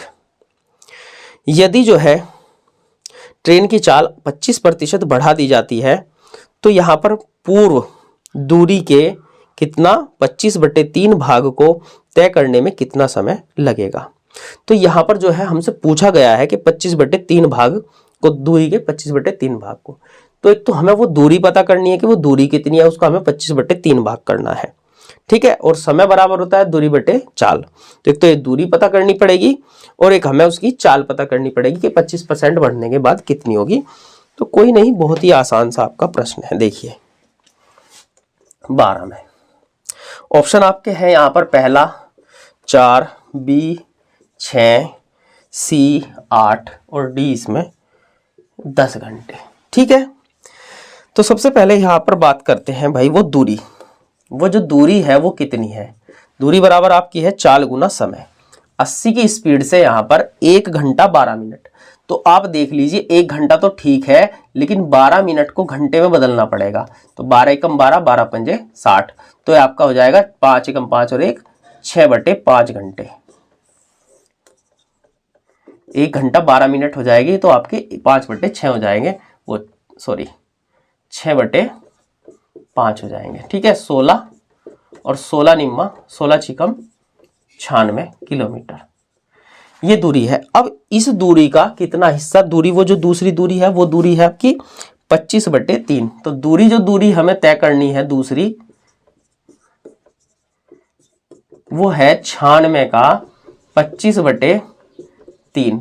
तो यहाँ पे आप 32 या 96, तो आप गुना करना चाहे तो गुना कर ले, या 32 गुना 25 ऐसे ही रख सकते हैं, ठीक है। अब जो चाल है बढ़ने के बाद चाल कितनी, 25 भाई 80%, 80 चाल है उसकी 80 किलोमीटर प्रति घंटा। इसका 25% हमें इसमें जोड़ना है, तो इसका 25% निकाल लीजिए। तो आपको पता है 10%, ठीक है, या 25% डायरेक्ट होता है, चौथाई हिस्सा होता है। तो इसका चौथाई कितना हो जाएगा, 20 हो जाएगा। 20 इसमें ऐड करोगे तो आपकी हो जाएगी 100 किलोमीटर प्रति घंटा। अब 100 की स्पीड से हमें इतनी दूरी तय करनी, समय देखिए मैं से एक लाइन में भी खत्म करूंगा, आप समझिए। तो 100 किलोमीटर 32 गुना 25, समय बराबर दूरी बटे चाल। चाल आपकी 100, तो 25 चौका 100, 4 8 32, 8 घंटे इसमें लगेंगे। तो ऑप्शन आपका सी सही है। अब ऐसा नहीं है कि ये सब जो है आपको इतना ही करना है, ये तो पूरा प्रोसेस है कि भाई यहाँ पर हमने दूरी निकाली, फिर वो टोटल दूरी कितनी हुई, फिर उसके बाद चाल हमारी कितनी हुई, ठीक है, ऐसे होगा। तो आप थोड़ा सा समझिए, कुछ कैलकुलेशन हम डायरेक्ट कर सकते हैं। हमें पता है कि यहाँ पर जो दूरी है हम डायरेक्ट ये वाली दूरी निकाल लेंगे, यहाँ पर जो ये आई है। तो ये जो दूरी रहेगी हमें पता है यहाँ पर 80 की स्पीड से 6/5, ठीक है, 6/5 की दूरी है, और गुना जो है यहाँ पर कितनी 25 इसकी मैं कर देता हूँ 25/3। ये तो हो गई दूरी आपकी, और बटे आपकी चाल है ना। समय बराबर जो है, समय बराबर है दूरी बटे चाल। दूरी तो ये हो गई, पहले तो ये दूरी, और उसका डायरेक्ट हमने कर दिया 25/3, इतनी दूरी हो गई। बटे चाल आपको पता है 80 चाल है, तो 80 में हमें पता है 20% जोड़ के, ठीक है ना, 25% जोड़ के इसमें 20 जुड़ जाएंगे, ये हो गए 25% इसके। तो ये हो जाएगी चाल 100, तो बटे में आपको 100 और रख देना है, बस हो गया यही क्वेश्चन। तो बस इतना सा क्वेश्चन है, वो है जब आपको थोड़ी प्रैक्टिस है। तो आप काट सकते हैं, 25 चौका 100 हो जाएगा, और भाई 3 दूनी 6 हो जाएगा, 2 दूनी 4 हो जाएगा, और 5 दूनी 10, ये 0 कट गई, और यहाँ पे 8 घंटे आ गया आपके। तो बस यहाँ से केवल इतना करना था। तो आप समझ सकते हैं भाई, थोड़ा सा आपको प्रैक्टिस की। तो यहाँ पर जो है भाई क्वेश्चन नंबर आपका 13, देखिए 13 में क्या दिया है। ए ने एक वस्तु बी को 24% लाभ पर बेची, बी ने इसे सी को 30% लाभ पर बेचा। देखिए पहले तो ए ने बी को बेच दिया 24% के लाभ पर, फिर बी ने सी को बेच दिया 30% के लाभ पर। यदि बी का लाभ ए की तुलना में 72.60 अधिक था, तो कह रहा है बी ने इसके लिए कितना भुगतान किया, ये हमें बताना है। तो जो यहाँ पे परसेंटेज, ए ने बी को 24% लाभ पर, बी ने सी को जो है 30% लाभ पर, तो यहाँ पर ए को भी लाभ हुआ, ए ने भी बेच दी और बी ने भी बेच दी, ए को भी लाभ हुआ और बी को भी लाभ हुआ। तो हमें क्या करना है, उनकी परसेंटेज में जो लाभ का अंतर है वो देखना है, दोनों का लाभ देख लेना है कितने परसेंट बन रहा है, फिर हमें क्या करना है उसका अंतर, क्योंकि जो दोनों के लाभ का अंतर है वो 72.60 है। तो हमें 72 रुपये 60 पैसे की वैल्यू देखनी है, कितने परसेंट है। बहुत ही बढ़िया और आसान सा प्रश्न। तो सबसे पहले यहां पर जो है ऑप्शन देख लीजिए, ए 660 रुपये, बी 784, सी 682 और डी आपका है 8781। ठीक है, तो देखते हैं भाई यहां पर देखिए ए, बी और सी। अब मान लिया ए ने 100 रुपए की कोई वस्तु खरीदी, उसने 24% के लाभ पर इसे बेच दी 124 रुपए में। तो इसका लाभ कितना हुआ भाई, इसका तो 24% ही हुआ, ये रहा 24% लाभ। अब इसने इसे बेच दी कितने परसेंट के लाभ पर, 30% के लाभ पर। ठीक है, इसका 24% तो 24 ही रुपए हुआ। ठीक है, अब इसका 30% हमें देखना है कितना होगा। ठीक, तो यहां पर आपको देखना है कि भाई ये जो है इसका 30% निकालूंगा तो 10 से भाग कर दो तो 10%, 12 रुपये 40 पैसे और 12 तिया 36 और एक 37 रुपये 20 पैसे। कैसे बना देखिए, ये आपका बन जाएगा 124 गुना 30 और बटे 100, ये काट दोगे तो भाई यहाँ पर 4 तिया 12 हो जाएगा, 12 तिया 36 और एक 37, एक अंक पे दशमलव, तो 37 रुपये 50 पैसे। तो 37 रुपये 50 पैसे इसका, वो 37 रुपये 50 पैसे का इसे लाभ हुआ, यानी कि परसेंट का, और इसे हुआ कितने का, 24 का। तो यहां पर इन दोनों का जो अंतर है, ठीक है, ये परसेंट में है, ये जो दोनों का अंतर है वो कितना है, 72 रुपये 60 पैसे। 72 रुपये 60 पैसे इनका अंतर है, जबकि इन दोनों में जो अंतर है वो कितना आप देख रहे हैं, 13 रुपये 20 पैसे। ठीक है, तो 13.2 आ जाएगा अंतर, ये अंतर है ना। ठीक है, अब ये पूछ रहा है तो बी ने जो है कितना भुगतान किया वो हमें बताना है। अब आपको देखो, इसने 24% के लाभ पर बी ने जो है कितने रुपए दिए, बी ने 124 दिए रेशियो के हिसाब से, तो हम इसमें कितने की 124 की गुना कर देंगे। आपको पता है ये दशमलव से कट जाएगी, और भाई 13 चौवन 13 पंजे 65। ठीक है, आपका जो है कितना, ठीक है, तो यहां पर आप देख लो कितना इसका बनता है। आप किससे काट सकते हैं भाई, 11 12 132 होते हैं, और 11 छिंग 66 और 11 छिंग 66, तो और 6 दूनी 12 हो जाएगा, और 6 से 11 हो जाएगा, और 2 से आप काट सकते हैं 6 और 2 62। ठीक है, तो आपको पता है 62 को, सॉरी, तो ये आपका हो जाएगा 8 2 और 6 682, मतलब ऑप्शन आपका कितना रहेगा, सी। तो इस तरह से आप देख सकते हैं कितना इसमें बनेगा। तो कुछ भी नहीं था, आप फिर से समझ लीजिए। देखिए इसको कितने 24 रुपए का, और इसके जो है कितने बनेंगे वो 37 रुपये 20 पैसे, बस ज्यादा कुछ नहीं था।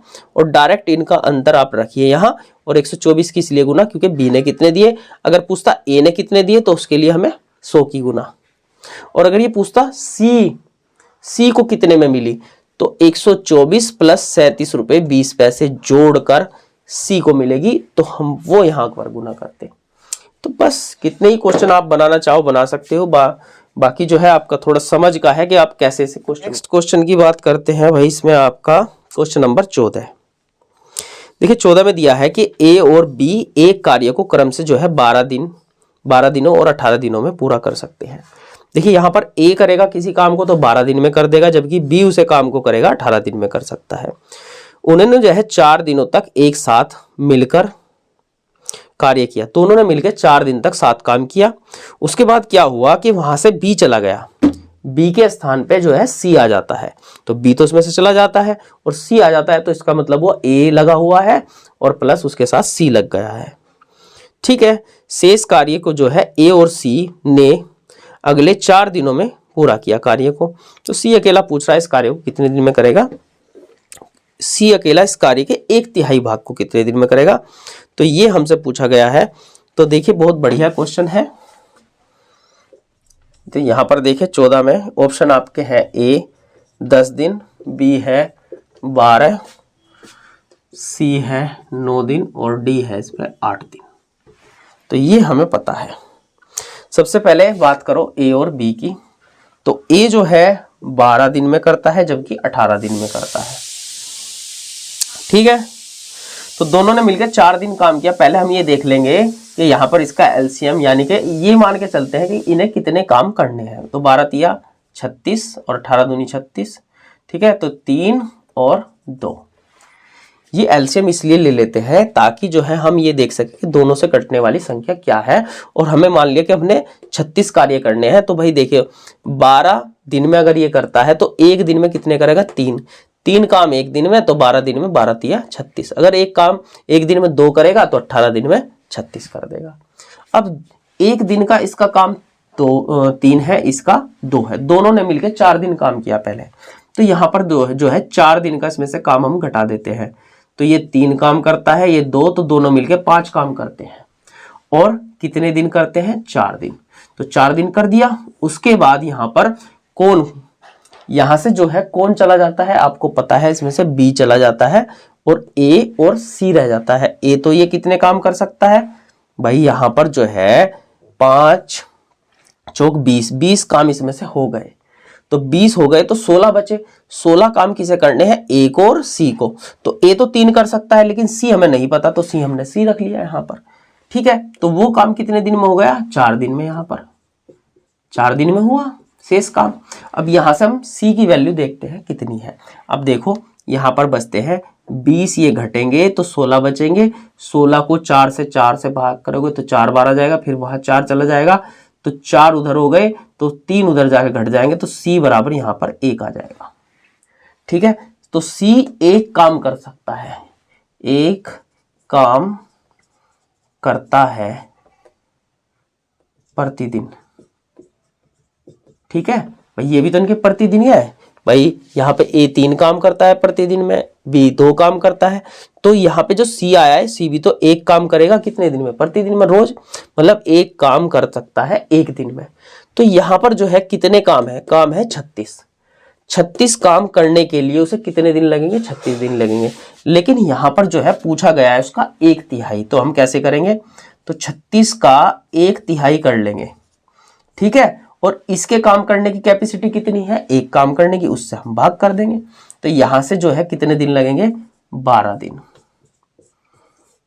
तो यहाँ 12 दिन में पूरा काम तो 36 दिन में करेगा, एक दिन में 1 काम करेगा, तो पूरा काम 36 दिन में करेगा, लेकिन 1/3 12 दिन में कर देगा।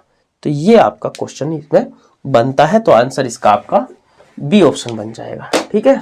तो क्वेश्चन नंबर 15 की बात करते हैं भाई। इसमें दिया है, देखिए 3 सेंटीमीटर त्रिज्या वाली एक गोलाकार गेंद है। 3 सेंटीमीटर त्रिज्या की एक गेंद है, 5 सेंटीमीटर त्रिज्या वाले एक ऊर्ध्वाधर बेलन में भरे हुए पानी में डूबी हुई है। देखिए ये समझिए एक बेलनाकार बर्तन है, ठीक है, डिब्बे टाइप का, जैसा पेंट का डिब्बा होता है बेलनाकार, उसमें पानी भरा हुआ है, उसमें एक गेंद डूबी हुई है पूरी की पूरी, ठीक है। तो ये कह रहा है कि जल स्तर में होने वाली वृद्धि सेंटीमीटर में दशमलव के 2 स्थानों तक हमें ज्ञात करनी है। तो जो जल में जब हम बॉल डाल देंगे उसमें, तो जल में कुछ वृद्धि होगी, तो हमें उसका पता करना है। तो उसका मतलब है कि उसकी ऊंचाई में पता करना है, बेलन की जो ऊंचाई बढ़ेगी पानी से वो कितनी है, तो h का मान हमें निकालना है। देखिए यहां पर क्या फर्क पड़ेगा, जब हम किसी बेलनाकार बर्तन में पानी भरा हुआ है, इसमें गेंद डालते हैं, तो उसमें बात होती है आयतन की, ठीक है। तो हमें बेलन का और गोले का आयतन देखना है कितना होगा। तो यहां पर जो प्रश्न है आपका 15 है और ऑप्शन आपके हैं 1.44, बी ऑप्शन है 2.25, सी ऑप्शन है आपका 3.14 और डी ऑप्शन है 1.75, ठीक है। तो यहां पर जो है 3 सेंटीमीटर त्रिज्या का बेलन है, सॉरी गोला है। तो यहां पर तो एक तरफ तो हो जाएगा गोला, एक तरफ हो जाएगा बेलन। तो जो आयतन है वो आयतन का फॉर्मूला हम लगा देंगे इसमें। तो गोले का जो आयतन होता है वो 4/3 पाई r3, यानी कि 3 गुना 3 गुना 3। ये डुबोया गया। इधर है बेलन, बेलन का होता है पाई r² h। r का मान इसमें दिया है 5 सेंटीमीटर त्रिज्या है, r² 5 गुना 5 और h का मान हमें निकालना है। तो यहाँ पे ये जो डूबा है इसमें, यानी कि इसका आयतन और इसके पानी का आयतन क्या होगा, बराबर, ठीक है। कितना हो जाएगा, उससे बढ़ेगा, तो यहाँ पर h में पता चल जाएगा कितना होगा। तो यहाँ से 3 कट जाएगा, पाई से पाई कट जाएगा। तो एक तरफ गोले का आयतन, एक तरफ बेलन का आयतन बराबर रखना है बस। ठीक है, जो कट सकता है देखिए आप इसमें से। तो h बराबर जो हो जाएगा या 3 3 9 और चौक 36 और बटे में आपका कितना 25। तो 25 एकम 25 हो जाएगा, यहाँ आपके 11 बचेंगे, दशमलव लगा के 0। तो 25 चौका 100, फिर 10 बचेंगे, 25 चौका 100, यही चलता रहेगा। तो आपका आंसर रहेगा 1.44। तो ऑप्शन जो है आपका कौन सा, पहला ही सही है। ठीक है। तो देखिए भाई इसमें जो है आपके कितने 15 क्वेश्चन हो चुके थे। क्वेश्चन नंबर 16 की बात करते हैं। 16 में क्या दिया है इसमें, एक व्यापारी किसी वस्तु को उसके अंकित मूल्य पर 20% छूट देकर जो है बेचने पर 20% लाभ अर्जित करता है। देखिए ये क्या कह रहा है कि कोई व्यक्ति जो है व्यापारी है और वो क्या करता है कि अंकित मूल्य पर 20% छूट देता है। कह रहा है कि भाई 20% में छूट देता हूं, लेकिन वो क्या करता है 20% छूट देने के बाद भी उसे 20% लाभ होता है। ठीक है, तो इसका मतलब ये हुआ कि उसने काफी प्राइस जो है ज्यादा लिखा हुआ था कि अगर वो 20 का डिस्काउंट भी दे रहा है तब भी जो है वो जाके उसे 20% का प्रॉफिट हो रहा है।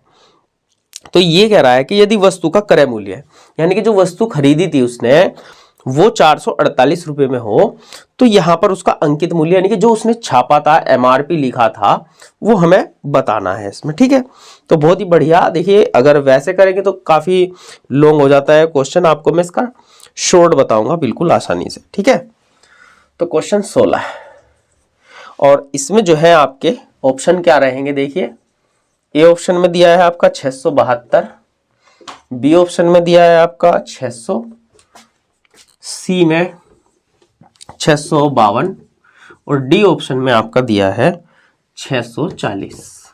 तो ये आपके 4 ऑप्शन इसमें दिए हैं। ठीक है, तो यहां पर एक बात तो देखो निश्चित है यहां पर कि एमआरपी हमेशा ज्यादा होता है और कॉस्ट प्राइस हमेशा कम होता है। ठीक है, तो अब अगर हम इसमें देखते हैं कि 20% की छूट है, अगर इसमें 20 की छूट है तो आपको पता है 100 में से हमेशा घटती है 20 की छूट, मतलब घटेगी छूट जो होती है। और जो यहां पर लाभ होता है वो क्या होता है 100 में जुड़ता है। मान लिया 100 रुपए की कोई चीज है, हम 20 के लाभ पे 120 में बेचेंगे, तो हम इसमें डायरेक्ट ही क्या करते हैं, एक इसमें हम कॉस्ट प्राइस और एक हम इसमें एमआरपी लेते हैं। अब एमआरपी क्या रहेगा, कॉस्ट प्राइस क्या रहेगा, वो देखते हैं। अगर 20 की छूट है तो आपको पता है 100 में से घटती है, 100 रुपए की कोई वस्तु है तो 20 की छूट यानी कि 80, सही है। और अगर किसी वस्तु पे 20% का लाभ है तो यानी कि 100 की वस्तु 120 में। तो यहां तक तो कोई प्रॉब्लम होनी नहीं चाहिए आपको। चाहे तो इसे रेशियो बना सकते हैं, आपकी मर्जी है, या फिर ऐसे ही रहने दो। ठीक है, अब यहां पर आपको इसका जो क्रय मूल्य दिया गया है 448 रुपए, देखिए 448 रुपए कौन सा प्राइस है, क्रय मूल्य यानी कि कॉस्ट प्राइस। तो हम क्या करेंगे, यही मैंने आपको पहले भी सिखाया है कि हमेशा क्या करें, जो दिया है उसको उसी से भाग करें। ये आपका रेशियो में प्रतिशत मतलब लगभग हर चैप्टर में आपका चलता है। तो आप इसे डायरेक्ट क्या करेंगे, कॉस्ट प्राइस को कॉस्ट प्राइस से भाग करेंगे। उसके बाद अगर एमआरपी पूछा गया है तो एमआरपी आपका कितना है 120 की गुना करेंगे, या फिर आप इसे रेशियो बना के यहां लिख सकते थे, मेरी आपकी मर्जी है। ठीक है, तो एमआरपी जो हो जाएगा आपका वो इतना हो जाएगा। मैं ये इसलिए कह रहा हूं कि आप इसे ना काटे क्योंकि इसको लिखने की जरूरत नहीं होती। आपको पता है ये 448 रुपए कॉस्ट प्राइस है, तो हमें पता है इसमें से जो घट के आएगा, जैसे 20 की छूट है तो आप उसे 80 डायरेक्ट लिखेंगे, बटे में आ जाएगा। ठीक है, एमआरपी 120 100 में जोड़ के लाभ है 20 का, वो आपने 120 की गुना कर दी, यही तो होगा। अगर ये एमआरपी दिया होता तो हम क्या करते, एमआरपी के बटे एमआरपी यानी कि 20 का लाभ 120 बटे में आता। अगर ये पूछता कॉस्ट प्राइस तो 80 की गुना कर देते। तो ये क्या है, बस उसे लिखने की जरूरत नहीं, बस समझने की है। ठीक है, आप इसे डायरेक्ट करना कोई दिक्कत नहीं। देखिए 8 पंजे 40 और 8 छिंग 48 और आप इसकी गुना कर दीजिए तो ये हो जाएगा 12 छिक 72। ठीक है, देखिए इकाई अंक 2 है। ठीक है, अगर 2 इसका भी है, इसका भी अगर एक का ही होता तो आप ऑप्शन से कर देते। और 12 पंजे 60 और 7 67, यानी कि ऑप्शन जो है आपका कितना, पहला ऑप्शन आपका सही रहेगा 672 रुपए। ठीक है, देखिए नेक्स्ट क्वेश्चन इसमें हम देखते हैं भाई। अब क्वेश्चन नंबर आपका कितना दिया है यहाँ पर 17। ठीक है, तो आइए 17 की बात करते हैं। इसने कहा कि भाई सुषमा ने रेशमा की तुलना में 40% अधिक निवेश किया, देखिए यहाँ पर कोई सुषमा है जो कि क्या कर रही है, वो रेशमा की तुलना में 40% अधिक निवेश करती है, मतलब कहीं पे पैसा इन्वेस्ट कर रहे हैं हमें। ठीक है, रेशमा ने दिव्या की तुलना में 30% कम निवेश किया। अब यहाँ पर कोई दिव्या आई है जिसने कि रेशमा की तुलना में 30% कम निवेश किया है, सही है। अब यदि जो है यहाँ पर दिव्या द्वारा निवेशित राशि 6,000 रुपये है तो सुषमा द्वारा निवेशित राशि ज्ञात कीजिए। देखिए मैंने आपको हमेशा इस तरह के प्रश्नों में समझाया है, तो आपको ये तो बात समझ में आ गई होगी कि यहाँ पर जो है जैसे दिव्या द्वारा निवेशित राशि 6,000 रुपये है तो हमें क्या करना है, किसी तरह से इसकी परसेंटेज निकालनी है या फिर इसका रेशियो निकालना है, उसको बटे में रखना है और जिसको पूछा है उसकी गुना कर देनी है। ठीक है ना, बहुत ही आसान और बढ़िया क्वेश्चन है। देखिए 17 में यहाँ पर, ठीक है, इसमें 3 है, सुषमा, रेशमा और दिव्या। जब यहाँ पर 3 सदस्य हो, ठीक है ना, तो क्या करना चाहिए, 3 सदस्यों का रेशियो या परसेंटेज इस तरह से दी हुई हो तो यहाँ पर क्या करते हैं, एक सदस्य ऐसा होता है जिसका रेशियो दोनों के साथ होता है या परसेंटेज होती है। तो अगर आप ध्यान से देखेंगे तो सुषमा रेशमा की तुलना में 40% अधिक। ठीक है, तो यहाँ पर सुषमा रेशमा का रेशियो है और रेशमा और वहां पर दिव्या का, तो रेशमा 2 बार है यानी कि दोनों के साथ है, तो यहाँ पर जो है हमें क्या करना होगा, रेशमा को बीच में लिखना होगा। तो एक तो सुषमा, रेशमा और दिव्या। ठीक है, ऑप्शन में लिख देता हूं भाई, इसके ए है आपका 4850, बी है इसमें 4520 और सी इसमें ऑप्शन है आपका 5880, डी ऑप्शन जबकि है 5550। तो आइए भाई यहाँ पर इसने कहा ये सुषमा जो है रेशमा से 40% अधिक। भाई मतलब अगर ये 100 रुपए का निवेश करती है, इन्वेस्ट करती है, तो ये 40 अधिक यानी कि 140, कोई दिक्कत नहीं है। उसके बाद रेशमा ने दिव्या की तुलना में 30% कम। ये जो रेशमा है दिव्या की तुलना में 30% कम, अगर इसने 100 रुपए का निवेश किया है तो यहां पर 30 रुपए कम यानी कि 70, ये हो जाएगा। देखिए जब अधिक होता है तो 100 में जोड़ के लिखते हैं, जब कम होता है तो 100 में से घटा के लिखते हैं। आप इनका रेशियो कर लीजिए, तो यहाँ पर एक ये 0 से 0, चाहो तो और भी काट सकते हैं, ये 0 से 0, तो मैं कोई नहीं, यहाँ पर केवल 10 ही रख लीजिए आप, और यहाँ पर आप 7 रख लीजिए। तो 14 सत्ते 98 रुपये, यानी कि इसने 98 का निवेश किया है, तो इसने 70 का, तो यहाँ पर कितना हो जाएगा आपका 100 का। ठीक है, ये इसमें बनता है। अब ये जो 6,000 रुपये दिए हैं आपको, ये किसकी राशि है, देखिए ये था दिव्या द्वारा निवेशित राशि। यहां दिव्या के 6,000, हमारे यहां दिव्या कितनी है 100। ठीक है, और सुषमा द्वारा निवेशित राशि पूछी गई है, वो आप गुना कर दीजिए 98 की, तो यहां पर जो है सुषमा की जो राशि आ जाएगी हम 98 की गुना कर देंगे। ठीक है, तो आप समझ सकते हैं, देखिए 98 की गुना होगी और 100 से भाग होगा। ठीक है, ये आ जाएगा आपका, तो ये कह सकते हैं 60 दूनी 120, यहाँ पे घट जाएंगे, 120 घटेंगे तो आपके कितने आ जाएंगे 5880, इसका आंसर बन जाएगा। ठीक है ना, तो अब इसकी गुना करें तो ऑप्शन आपका कितना सही आ जाएगा 5880, यानी कि सी ऑप्शन इसका सही बनता है। तो नेक्स्ट क्वेश्चन की बात करते हैं भाई। इसमें क्वेश्चन नंबर 18 आपका दिया है कि ए और बी की आय का जो अनुपात है वो 8:11 है, मतलब ए की अगर आय 8 रुपये है तो बी की आय 11 रुपये है। ठीक है, उनकी बचत का जो अनुपात दिया है इसने वो 9:7:9 दिया है, कि अगर ए जो है 7 रुपये बचाता है तो बी जो है वो 9 रुपये बचाता है। यदि ए और बी के व्यय यानी कि खर्च जो है क्रम से 25,000 और 35,000 रुपये हो तो बी की आय इसमें पूछी गई है। तो बढ़िया है, देखते हैं भाई कैसे हम कर सकते हैं। ओके,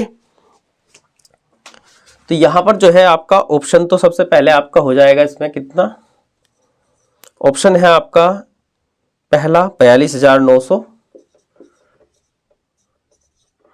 42,900, बी ऑप्शन आपका है इसमें 44,000, सी ऑप्शन इसमें है कितना 38,500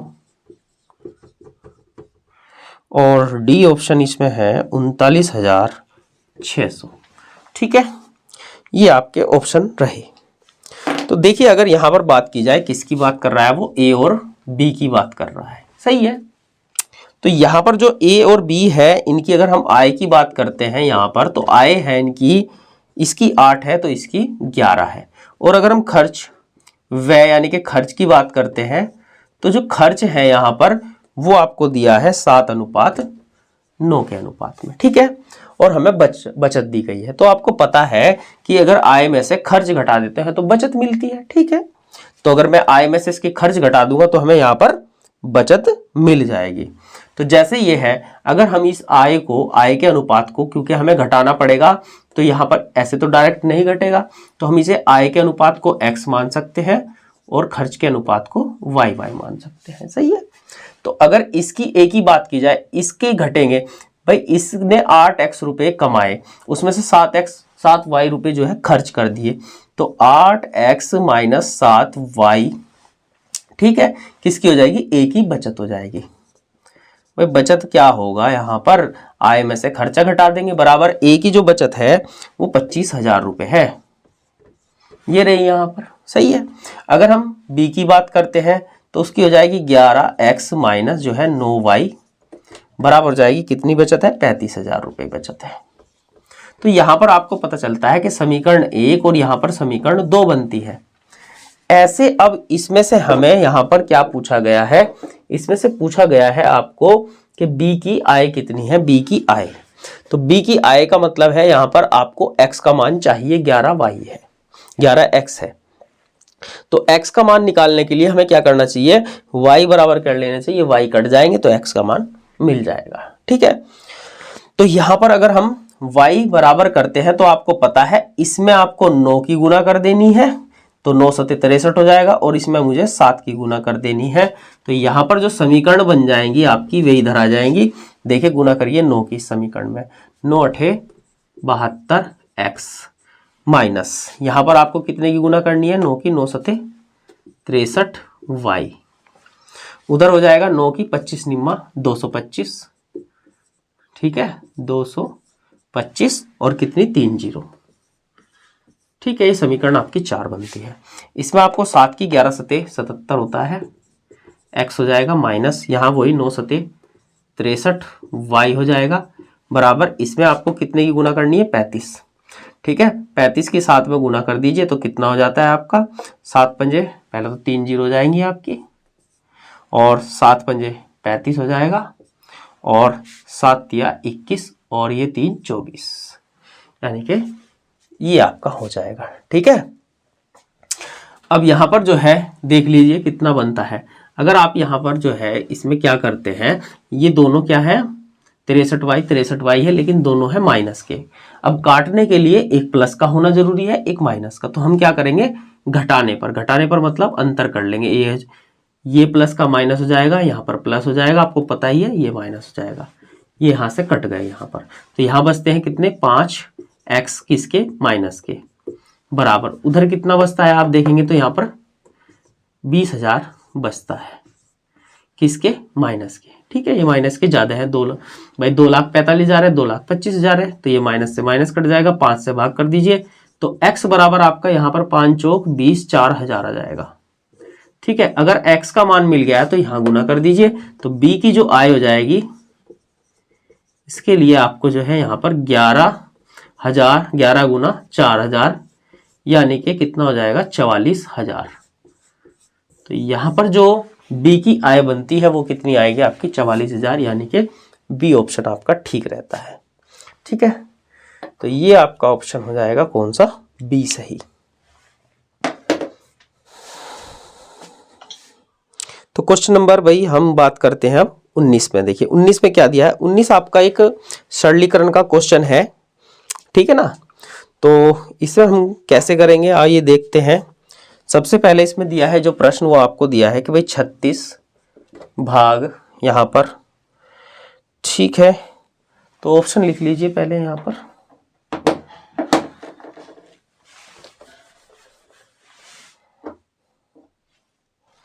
तो यहाँ पर जो है ऑप्शन आपके हो जाएंगे कितने, पहला ऑप्शन आपका है ये आपका दिया है 5 सही 1/3, बी ऑप्शन दिया है 9 सही 1/6, सी दिया है 1 सही 1/3 और डी ऑप्शन दिया है आपका 6 सही 1/12।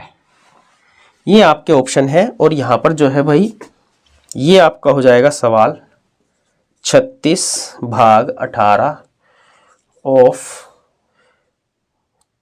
3 × 2 + 8 डिवाइड 4 ऑफ, यहाँ पर जो है ठीक है ऑफ है ये, और 2 × 5 - 5 डिवाइड कितना 10 × 2।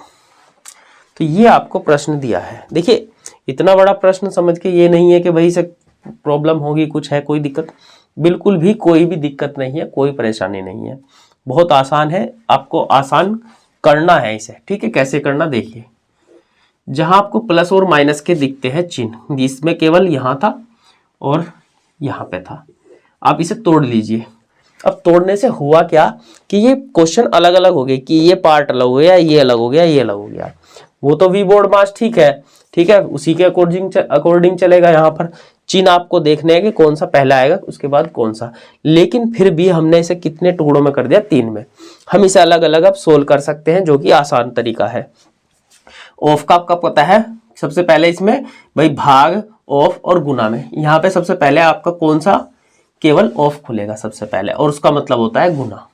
तो अगर हम इसे सोल्व करते हैं तो 18 तिया 54 हो जाएगा ये, ठीक है। ये आपका 36 और इसके बटे कितना जाएगा 54, जब भाग करेंगे ये गुना हो गया। ऊपर गुना कितनी आ जाएगी 2। तो हम यहाँ देख सकते हैं जो भी काट सकते हैं, 9 चौक 36 और 9 छिक 54, ठीक है ना। और यहाँ पर जो है आपका कितना 18 मतलब 2 तिया 6, तो ये आपका 4/3 आ जाएगा। 18 दूनी 36, 18 तिया 54 कर सकते थे, कोई दिक्कत नहीं। मतलब इस पूरे का कितना रहा आपका 4/3 रहा।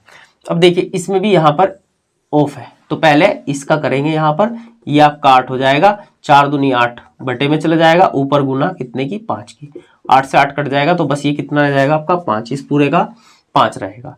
अब इसकी बात करें तो यहाँ पर क्या रहेगा, आपको पता है पहले भाग होगा तो 5/10 और ऊपर गुना 2, 5 दूनी 10, इस पूरे का मान रहेगा 1। अब यहाँ पर देखिए केवल ये रह गया 4/3, 5 और 1। अगर आप प्लस के देखें यहाँ पर 5 है और माइनस का देखें तो 1 है, तो माइनस का 1 इसमें से घट जाएगा, केवल 4 बचेंगे प्लस के। तो हमारे पास जो है 4 इसमें ऐड करने हैं, यानी कि 4 + 4/3। अब आपको पता है ये कितना हो जाएगा भाई, 4 तो ये है और 1 सही यहाँ पर हो जाएगा ना, तो प्लस जाएगा 1 सही यहाँ पर 1/3। अब जब इसमें ऐड हो जाएगा तो ये आपका कितना हो जाएगा, ये आपका हो जाएगा यहाँ पर 5 सही 1/3, भाई इसमें जुड़ जाएगा। तो ये आपका आंसर रहेगा 5 सही 1/3, यानी कि पहला ही ऑप्शन इसका सही होगा। आप देख सकते हैं कि इसमें कैलकुलेशन कुछ भी नहीं है, ये तो आपको क्वेश्चन मिलता ही है, बस आपको देखना है, ये करना है बस, ठीक है ना। अगर ऑनलाइन भी पेपर है तो भी कोई प्रॉब्लम नहीं है भाई, आपको तो दिया हुआ है, बस आपको वहां देखकर इसे इतने को करना है बस, ठीक है। 20 में दिया है, एक कंप्यूटर परीक्षा में 19 छात्रों के औसत अंक 74 है। देखिए कोई परीक्षा हुई, कंप्यूटर परीक्षा हुई यहाँ पर, जिसमें 19 छात्रों का, अगर छात्र टोटल देखे जाए तो भाई इसमें 19 थे, ठीक है। 19 छात्रों का अगर हम औसत देख रहे थे तो यहाँ पर जो हमें मिल रहा था वो 74 दिख रहा था, ठीक है, कोई दिक्कत नहीं है। बाद में यह पाया गया कि भाई, बाद में हमने देखा कि औसत की गणना करते समय जब हम औसत कर रहे थे, औसत पता है आपको, पदों का योग बटे पदों की संख्या, मतलब कहने का जब हम पदों का योग ही कर रहे थे तब एक छात्र द्वारा प्राप्त अंक 56 के स्थान पर गलती से 65 के रूप में दर्ज किया गया। मतलब हम जब जोड़ रहे थे उन अंकों को 19 बच्चों के, तो जहां हमें 56 जोड़ना चाहिए था वहां हमने गलती से कितना 65 जोड़ दिया। चलो ठीक है, गलती से जुड़ गया। अब जब 56 की जगह 65 जुड़ा होगा तो ज्यादा जुड़ गया, तो औसत ज्यादा आया होगा, यानी कि ये जो 74 औसत है ये ज्यादा है, ठीक है। तो कह रहे हैं सही औसत अंक कितना है ये हमें बताना है, ठीक है। तो हमसे गलती क्या हुई है, 56 के स्थान पर 65 ले लिया गया, बस इसी को एडजस्ट करना और कुछ भी नहीं है, ठीक है। ऑप्शन आपके जो है यहाँ पर ऑप्शन आपका ए होगा 73.7, बी होगा 73.5, सी हो जाएगा आपका इसमें 74 और डी हो जाएगा इसमें आपका कितना 75.9।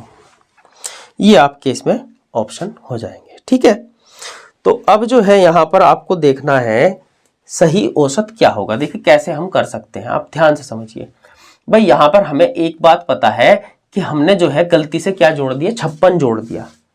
जो 56 है, सॉरी 56 हमें जोड़ना था, हमने गलती से 65 जोड़ दिया है। तो अगर हम ऐसे कैलकुलेशन में कोई गलती करते हैं तो थोड़ा सा समझिए। मान लिया मैं 10 + 5 + 6 + 7, ठीक है, ये जोड़ रहा हूं, ठीक है, और मुझे ऐसे जोड़ने थे 10 5 6 7, ठीक है, यहां पर 8 9, ठीक है, और मैं ऐसे जोड़ देता हूं, देखिए 9। आप देखेंगे मुझे क्वेश्चन मिला कि भाई मुझे ये जोड़ने हैं, ठीक है, ये जोड़ने थे 10 5 6 8 9, ठीक है। मैंने क्या किया 10 5 6 ठीक जोड़े, लेकिन 8 की जगह मैंने 7 गलती से जोड़ दिया, 9 ठीक है, मेरे से ये गलत जुड़ गया। तो इसका तरीका क्या है, ऐसा नहीं है कि सारों को दोबारा जोड़ने पड़ेंगे, नहीं, हमें क्या करना चाहिए, इसी प्रश्न में, इसी में मुझे क्या कर देना चाहिए, 8, इस 7 को तो माइनस कर देना चाहिए यहां से पहले, जो ये मैंने 7 गलती से जोड़ा इसे 7 को माइनस कर दो, और जो मुझे जोड़ना था उसे प्लस कर दो। नहीं समझे भाई, ये 7 है, हम इसे क्या करेंगे, निकाल देंगे, और जो हमें 8 जोड़ना था वो हम जोड़ देंगे। ये हमने क्या किया, निकाल दिया 7 और वापस हमने 8 जोड़ दिया। तो हमें इस प्रश्न में भी यही करना है कि जो 56 है उसे तो जोड़ना है, क्योंकि जोड़ना था, तो प्लस तो हो जाएगा 56, और जो हमने 65 गलती से जोड़ दिया उसे माइनस कर दो इसमें 65 को। ठीक है, कितने छात्र हैं, 19, तो एक के हिस्से में इतना है, तो 19 से भाग कर दोगे तो आ जाएगा यहाँ पर, ठीक है ना। तो 19 से भाग करेंगे तो औसत हो जाएगा। तो जो 74 आपका था उसमें क्या फर्क पड़ेगा यहां पता चल जाएगा। यहां से क्या होगा, प्लस होगा कि माइनस होगा, वो हमें मिलना है। अब आप यहां देख सकते हैं कि जो सही औसत है, सही एवरेज जो है वो क्या बनेगा। यहां पर देखोगे तो कितने बच रहे हैं माइनस के, यहां पर आपको मिल रहे हैं 9, ठीक है। 9 को जब हम उतना मिल जाएगा, 9 मिल जाएगा किसके, माइनस के, ठीक है ना, माइनस के बचेंगे यहां पर 9, और बटे में कितना है आपका 19 है, ठीक है। तो अब यहां पर ये हो जाएगा आपका कितना, 74 माइनस ये हो जाएगा। जब हम इसे काटते हैं, 19 से हम काटते हैं तो पता है भाई दशमलव लगा लेंगे और 0 हो जाएगी, 19 चौका 76, 19 पंजे 95 ज्यादा हो जाएंगे, 19 चौका 76 हो जाएगा, ठीक है। तो यहां पर जो है 19 चौका 76 होते हैं, तो यहां आप देखेंगे तो 90 है, तो कितना बचा हुआ है, 14 बचा हुआ है भाई, 14 बचा हुआ है, ठीक है। फिर यहाँ पे 0 लगा लेंगे, तो 19 पंजे 95, 19 छिक्का 114, 19 सत्ते 133, तो यहाँ पर लगभग ये 7 चल जाएगा आपका, ठीक है।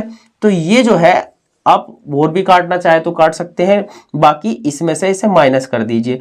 जब इसमें से हम इसे माइनस करते हैं 74 में से, तो देखिए 74.00 रख के, अगर डायरेक्ट नहीं घटा पा रहे वैसे तो घटा सकते हैं, क्योंकि एक में से कितना 0.47 घटाना है, तो आपका हो जाएगा 73.53। भाई यही तो बनेगा, 53 और 47 100 नहीं होते क्या, या आप ऐसे घटा लीजिए, इसमें से आप 0.47 माइनस करेंगे तो ऐसे आ जाएगा आपका कितना, 73.53 आएगा ना भाई, तो ये आ जाएगा।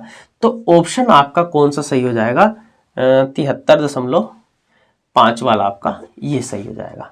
तो सही आंसर जो है वो आपका कितना है, 73.5 आपका सही है। तो कुछ भी नहीं था, बस यही करना है, जो गलत जुड़ गया है उसे वापस निकाल दो, और जो सही जोड़ना था उसे प्लस कर दीजिए, ठीक है।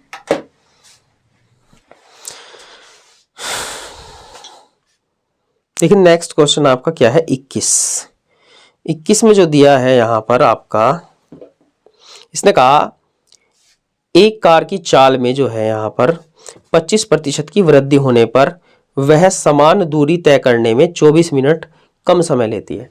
देखिए अगर किसी कार की चाल जो है यहाँ पर कितनी बढ़ा दी जाए, 25% बढ़ा दी जाए। मान लिया 100 की स्पीड से दौड़ रही थी, तो 25% बढ़ा दी जाए, यानी कि 125 कर दी जाए, तो वो जो है उस दूरी को तय करने में कितने, 24 मिनट कम समय लेती है। तो वास्तविक चाल से इस दूरी को तय करने में उसे कितना समय लगेगा, ये हमें बताना है। ठीक है, बढ़िया है। तो आइए ऑप्शन देख लेते हैं भाई। आपके पहले ऑप्शन आपके जो दिए हैं वो ए ऑप्शन आपका इसमें कितना है 2, बी ऑप्शन आपका दिया है 1 सही 1/2, सी ऑप्शन दिया है आपका 2 सही 1/3 और डी ऑप्शन आपका दिया है इसमें कितना 3 दिया है। ये आपके ऑप्शन है इसमें। ठीक है, अगर हम बात करते हैं चाल की, ठीक है, तो पहले और अब, पहले और अब क्या फर्क है। अगर यहां पर चाल की बात करते हैं तो पहले जो उसकी चाल थी वो कितनी थी, अगर पहले चाल 100 थी तो अब चाल उसकी कितनी है 125 है। अगर हम रेशियो बनाना चाहें तो 25 चौका 100 और 25 पंजे 100, 25 पंजे 125, मतलब यहां पर जो है चाल अगर पहले 4 की स्पीड से दौड़ती थी तो अब 5 की स्पीड से दौड़ती है। अगर हम समय यहां पर समय बनाए इसे, है ना, समय क्या होता है चाल का विपरीत होता है, इसका विपरीत हो जाएगा 5:4। अगर चाल ये है स्पीड ये है तो टाइम स्पीड का विपरीत होता है, तो ये पलट दीजिए आपको। ठीक है, अगर पहले 5 घंटे लग रहे थे तो अब 4 घंटे लगेंगे। जबकि यहां पर अगर आप देखोगे समय का अंतर 24 मिनट, कितना है 24 मिनट का। इनके यहाँ समय का अंतर 24 मिनट है, जबकि हमारे यहाँ समय का जो अंतर है वो कितना है 1 है। अंतर को अंतर से भाग करें और जो इसमें पूछा गया है गुना कर दें। वास्तविक चाल से इस दूरी को तय करने में कितना समय लगेगा, तो पहले जो थी इसकी चाल वही वास्तविक चाल थी और उससे समय लग रहा था 5 घंटे, तो 5 के हिसाब से यहाँ पर हो जाएंगे। ठीक है, 5 24 पंजे 120 मिनट, और आपको पता है 120 मिनट का मतलब है 2 घंटे, 120 मिनट या 2 घंटे। तो ऑप्शन आपका कौन सा, पहला इसका आंसर सही होगा। ठीक है,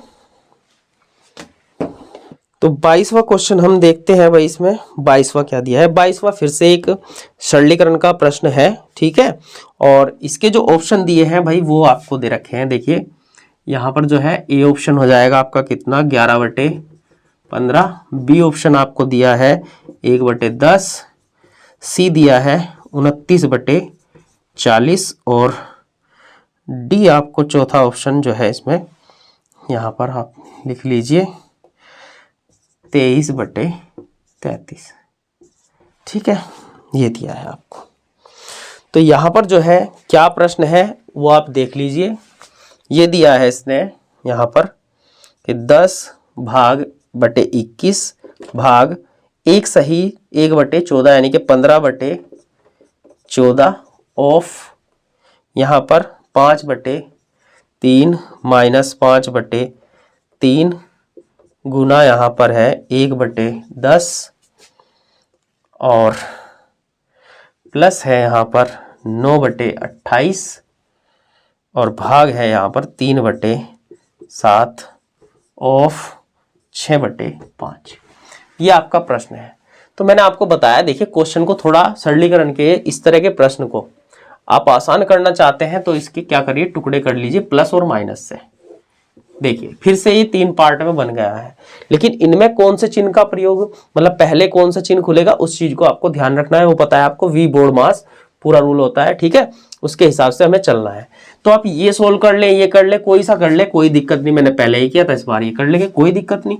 लेकिन पहले ऑफ खुलेगा और उसका मतलब होता है गुना। ठीक है, जैसे 9/28 है यहाँ पर, इसका मतलब यहाँ पर कितना हो जाएगा, देखिए यहाँ पर देखेंगे 6×18 बटे कितना हो जाएगा 35। जब आप बटे में ले जाएंगे तो आपको उल्टा हो जाएगा। बटे में तो यहाँ तो कितना हो जाएगा 6×18 या 3 गुना 6 तो नीचे रह जाएगा, ऊपर आपका कितना हो जाएगा 7×5 हो जाएगा आपका, ऐसे कर दिया जाएगा। तो यहाँ से मैंने 3×3 9 और 3 दूनी 6 कट जाएगा ये। ठीक है, और 7 चौक 28 हो जाएगा। तो यहाँ पर जो बचता है ऊपर तो इधर 5 बचा है और इधर आपका 4 दूनी 8 बचा है। तो इस पूरे का इधर सोल्व हो चुका। ये आपको इसमें कोई दिक्कत है ही नहीं, 5 दूनी 10 हो जाएगा, ये आपका 1/6 हो जाएगा, 3 दूनी 6, ये ठीक है। उसके बाद ये पहले खुलेगा क्योंकि यहाँ पर ऑफ है, इसका मतलब गुना होती है। 10/21 है यहाँ पर, इसको कैसे करेंगे आप देखिए, इसे उल्टा करके जब भाग हो तो उल्टा करके गुना कर देंगे। तो ये आपका हो जाएगा 14 × 3 ऊपर हो जाएगा और 15 गुना 5 आपका नीचे हो जाएगा। तो 5 दूनी 10 हो जाएगा, ये आपका कट गया, ठीक है। और 3 सते 21, 7 दूनी 14, तो और तो कुछ नहीं, 2 दूनी 4/15। तो ये 4/15, 1/6 और ये 5/8 है। अब देखिए आपको पता है यहाँ पर जो है बटे में दी गई है संख्या, तो आपको जोड़ने घटाने के लिए एलसीएम तो लेना पड़ेगा, ठीक है। तो उसके लिए देख लीजिए यहाँ पर माइनस है, यहाँ पर प्लस है, ये ऐसे करना है, ये माइनस होगा वो प्लस करना है। तो 15, 6 और 8 का एलसीएम जो होगा वो कितना होगा, आप देख सकते हैं 120 हो जाएगा, ठीक है। 15 8, इसमें 8 की गुना 8 चौक 32, ये क्या होगा माइनस हो जाएगा। इसमें कितने की गुना, यहाँ 20 की गुना करनी पड़ेगी हमें, क्योंकि 20 छिक्का 120, और यहाँ 15 8 120, 15 की गुना 15 पंजे 75 होंगे, किसके होंगे भाई, प्लस के होंगे। तो समझ रहे हैं ना आप, इसमें कैलकुलेशन कुछ नहीं है, बिल्कुल यही है, आसान है। तो यहाँ पर आप देखेंगे तो यहाँ पर प्लस के भाई प्लस के 32 माइनस के 20, तो यहाँ माइनस प्लस के 12 बचते हैं, 12 इसमें जोड़ देंगे तो कितना हो जाएगा, ये 87/120 हो जाएगा। तो 3 से काट देंगे तो 29, और 3 से काट देंगे तो 40, तो 29/40, यानी कि ऑप्शन सी आपका सही बनता है। तो घबराने की जरूरत नहीं है, बिल्कुल कुछ नहीं है इसमें, केवल आपको इतनी कैलकुलेशन ही करनी पड़ेगी, ये सब कटिंग, ठीक है। थोड़ी प्रैक्टिस हो जाएगी तो इसमें कम से कम करोगे आप, कोई दिक्कत। तो क्वेश्चन नंबर 23 देखते हैं भाई। 23 में क्या दिया है यहाँ आपको, इसने कहा 8400 रुपए की, देखिए 8400 रुपए की एक धनराशि को, देखिए यहाँ पर 8400 रुपए है, इस धनराशि को ए और बी के बीच इस प्रकार बांटा जाता है। हमें ऐसे ऐसे करके बांटना है कि 15% वार्षिक ब्याज की दर पर ब्याज जो है, ब्याज की गणना 8 मासिक चक्रवृद्धि आधार पर करने पर। देखिए 8 मासिक चक्रवृद्धि आधार पर करने का मतलब है कि ब्याज जो लगाना है हर 8वें महीने पे लगाना है, इसे समझना है, ठीक है। लगाने पर 2 वर्ष के अंत में ए को मिलने वाली राशि, 2 वर्ष के अंत में तो किसे, ए को मिलने वाली राशि धनराशि, और 2/3 वर्ष के अंत में बी को मिलने वाली राशि जो है बराबर है। देखो ए को तो 2 वर्ष में जो राशि मिलेगी वो, और बी को कितनी, 2 वर्ष 2/3 वर्ष, यानी कि 2/3 वर्ष में जो मिलेगी राशि वो दोनों की बराबर है। तो यहां पर दी गई राशि में ए का हिस्सा कितना है वो हमें बताना है। तो ठीक है भाई, आप क्या करोगे इसमें समझिए। पहले तो आप किसके ऑप्शन देख लीजिए, ऑप्शन ए इसका है 4500 रुपये, बी इसका ऑप्शन है आपका 4400 रुपये 4450, और सी ऑप्शन है 4550, और डी ऑप्शन है आपका 4400। ये आपके ऑप्शन इसमें 4 है। थोड़ा सा समझिए, अगर इसमें ए का हिस्सा पूछा गया है तो ए को हमने क्या मान लिया, या तो हम क्या मान सकते हैं, पी मान सकते हैं, ए ही रख देंगे, कोई दिक्कत इसमें नहीं है, ठीक है। तो ए का हिस्सा ए ही है, और बी का हिस्सा हो जाएगा कितना, ठीक है, बी का हिस्सा आ जाएगा 8400 माइनस ए, या फिर आप एक काम करिए ए और बी ऐसे रखते हैं। देखिए इसे हमने क्या मान लिया, एक्स मान लिया, और इसका जो बी का हिस्सा हो जाएगा वो 8400 माइनस एक्स। देखिए आप कुछ ही रख लीजिए, पी रख लीजिए, एक्स रख लीजिए, कोई दिक्कत नहीं है। आपको समझना है थोड़ा सा, इससे तो लिखने की भी जरूरत नहीं पड़ेगी, आप बेफिक्र रहिए, ठीक है। तो यहां पर जो है एक चीज हमें ध्यान रखनी है, जो 15% वार्षिक दर है, देखिए एक वर्ष में 15%, तो 8 महीने में कितने परसेंट होगी ये हमें देखना है। देखिए यहां पर अगर 15% है, ठीक है, एक वर्ष की, तो हमें 8 महीने की दर बनानी है। तो हमें पता है 8 महीने जो है उसे वर्ष बनाने के लिए किससे 12 से भाग करेंगे, तो यहां गुना कर देंगे, तो यहां पर जो परसेंटेज हो जाएगी 8 महीने की कितनी, नहीं समझे, 8 महीने को हमने वर्ष बनाया 12 से भाग करके, 15% एक साल की है, तो 8 महीने में कितनी हो जाएगी, 4 दूनी 8, 4 तिया 12, और 3 पंजे और 5 दूनी 10%। अगर ब्याज की दर एक साल में भाई 15% लगती है तो 10 महीने में 10% लगेगी, ठीक है ना भाई। जैसे 15 के 3 टुकड़े कर दीजिए, 5 तिया 15, ऐसे ही 12 के 3 टुकड़े कर दीजिए, 4 तिया 12, ठीक है। तो 4 दूनी 8 और 5 दूनी 10, इस तरह से बनता है।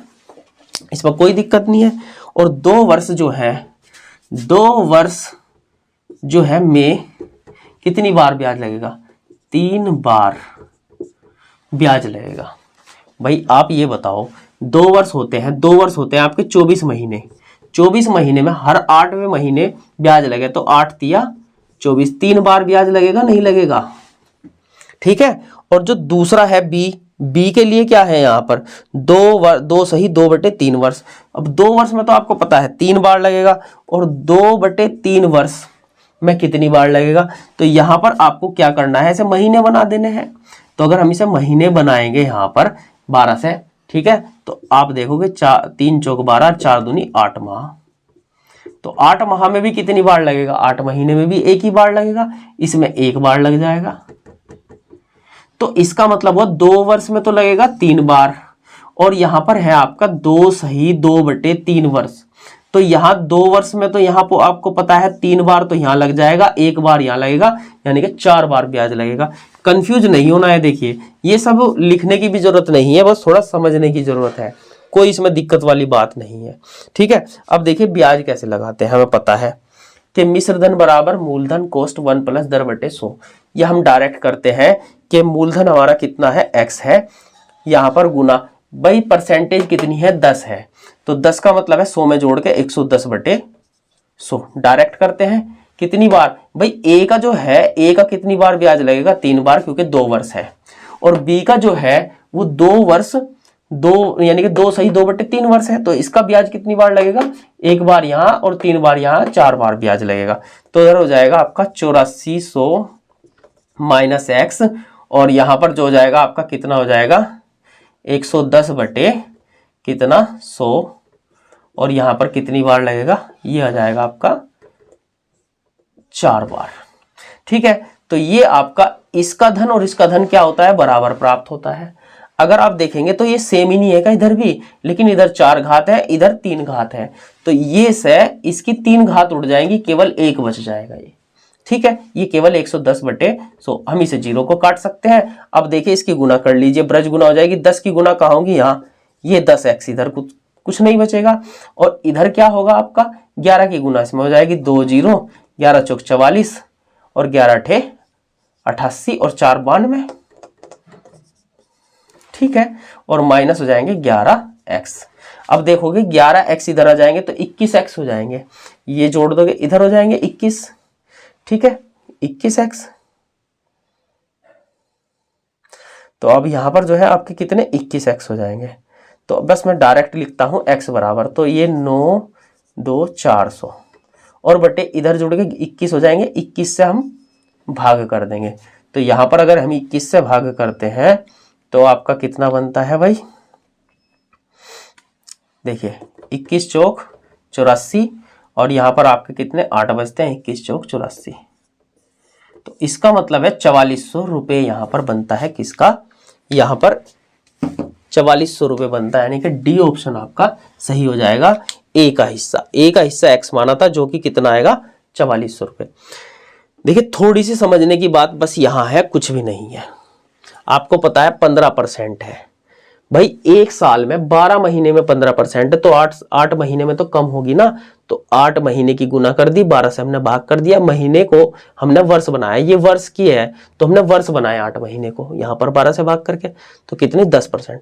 दर तो हमें मिल गई 10%, जो कि हमें ऐसे लगानी है, 100 में जुड़ेगी दर 110/100 या 1 + दर/100। भाई उसके चक्कर में मत पड़िए, तो ये तो क्लियर हो गया इतना।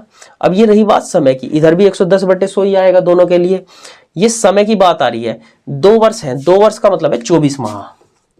भाई 24 माह हुए 2 वर्ष में, अगर हर 8 महीने में ब्याज लगाओगे तो 8 से भाग कर दोगे, 8 तिया 24, यानी कि 3 बार ब्याज लगेगा। तो 24 महीने में 3 बार ब्याज लगेगा। तो यहां हमारे पास कितने हैं? देखिए 2 सही, इसके बाद लिए है 2 सही 2/3 वर्ष। अगर हमारे पास 2 वर्ष में तो 24 महीने हो गए, ठीक है। ये अगर देखा जाए 2/3, इसे 12 से गुना कर दे तो 3 चौक 12, 8 माह, 8 महीने ये। और 2 वर्ष में 24 महीने होते हैं, 24 महीने और 8 महीने हो गए कितने 32 माह, 32 महीने। भाई बी का धन कितने 32 महीने के लिए है, तो 8 से भाग करेंगे तो 8 चौक 32, 4 बार। तो यहाँ इसमें 4 बार ब्याज लगेगा यहाँ पर आपका, और यहाँ पर आपका कितना 3 बार लगेगा। तो ये 3 से, क्योंकि 3 बार 3 गुण 3 घात है ये, तो इसकी एक घात 3 घात कट जाएंगी, केवल एक घात बचेगी। बस कैलकुलेट करिए और ये रखिए। तो भाई यहाँ पे ये सब नहीं लिखना था, ये सब तो आपके माइंड में कैलकुलेट होगा जब आपको इस क्वेश्चन की प्रैक्टिस होगी। ठीक है, तो नेक्स्ट क्वेश्चन भाई आपका क्वेश्चन नंबर कितना 24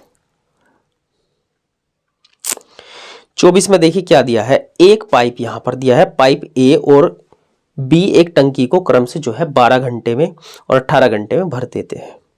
भाई यहां पर एक पाइप है ए जो 12 घंटे में भर सकता है किसी टंकी को, जबकि बी दूसरा पाइप जो है उसे 18 घंटे में भर सकता है, जबकि पाइप सी भरी हुई टंकी को 8 घंटे में खाली कर सकता है। अब यहाँ पर सी जो है वो केवल 8 ही घंटे में खाली कर सकता है। इसने कहा ए और बी को 4.5 घंटे के लिए खोला जाता है। अब देखिए यहाँ पर ए और बी भरने वाले पाइप है, अगर उन्हें 4.5 घंटे खोला जाता है तो हम ये देखते हैं कि भाई 4.5 घंटे में कितना पानी भर सकते हैं, और फिर बंद कर दिया जाता है, यानी कि दोनों को 4.5 घंटे चला के बंद कर दिया। सही है। सी अकेले इस टंकी को कितने घंटे में खाली कर देगा, यानी कि ए और बी ने जो 4.5 घंटे में पानी भरा है उसे सी अकेले जो है कितने घंटे में खाली करेगा बताना है। बहुत बढ़िया और आसान प्रश्न है। ठीक है, तो ऑप्शन देख लेंगे पहले तो हम। तो पहला ऑप्शन आपका है 5.5, मतलब 5 सही 1/4 घंटे, और बी ऑप्शन है आपका 9 घंटे, सी ऑप्शन है आपका 5 घंटे, और डी ऑप्शन है आपका 9.5 घंटे। ये आपका ऑप्शन दिए हैं। तो पहले आप 12, ए है आपका, बी है और सी है। भाई ये 12 घंटे में भर सकता है, जबकि 18 घंटे में भर सकता है, और यहां पर जो है 8 घंटे में खाली कर सकता है। ये कैसा है, 8 घंटे में खाली करने वाला है। तो यहां पर आपको क्या करना है, इनका देखना है कि भाई एलसीएम ले लेंगे कि कितना इनका एलसीएम बनता है, कि सबका जो जिसको ये संख्या काट सकती हो। ठीक है, अब एलसीएम ले लिया हमने, कितना हो जाएगा भाई यहाँ पर 36, तो इससे कटेगा नहीं, तो 36 दूनी 72 इसका एलसीएम। अब एलसीएम लेने का मतलब ये हो जाता है कि मतलब इन्हें 72 लीटर पानी भरना है, 72 काम करने हैं। तो अगर ये 12 घंटे लेता है तो यहाँ पर देखो 12 6 72, 1 घंटे में 6 लीटर पानी भरेगा, तो 6 लीटर 1 घंटे में, तो 12 घंटे में 72 लीटर हो जाएगा। ठीक है, ये आएगा 18 चौक 72, 4 लीटर भर सकता है, और 8 9 72, यानी कि ये 9 लीटर खाली कर सकता है। इसकी खाली करने की क्षमता 9 लीटर है। अब ये दोनों चले हैं 4.5 घंटे। ठीक है, अगर 1 घंटा में ये और ये मिलके कितना लीटर भरेंगे, 10 लीटर। भाई ये ए और बी मिलके कितने 1 घंटे में कितना 10 लीटर। अब इन्हें 4.5 घंटे खोला गया है, तो 4.5 9/2 लिख लो, या मैं 4.5 ही लिख देता हूं। 4.5 घंटे खोला गया है, 4.5 घंटे खोला गया। अब ये जो है ये पानी भर दिया, इतने लीटर पानी भरा गया, इसे खाली किसके द्वारा करना, सी द्वारा। तो हम यहाँ सी द्वारा खाली करना है, तो हम केवल सी से भाग करेंगे। 4.5 से 2 बार कट जाएगा, और 10/2 का मतलब हो जाएगा 5 घंटे। तो इसका मतलब है ये 5 घंटे में उसको खाली कर देगा अकेला। तो आपका ऑप्शन कौन सा, सी आपका ऑप्शन सही।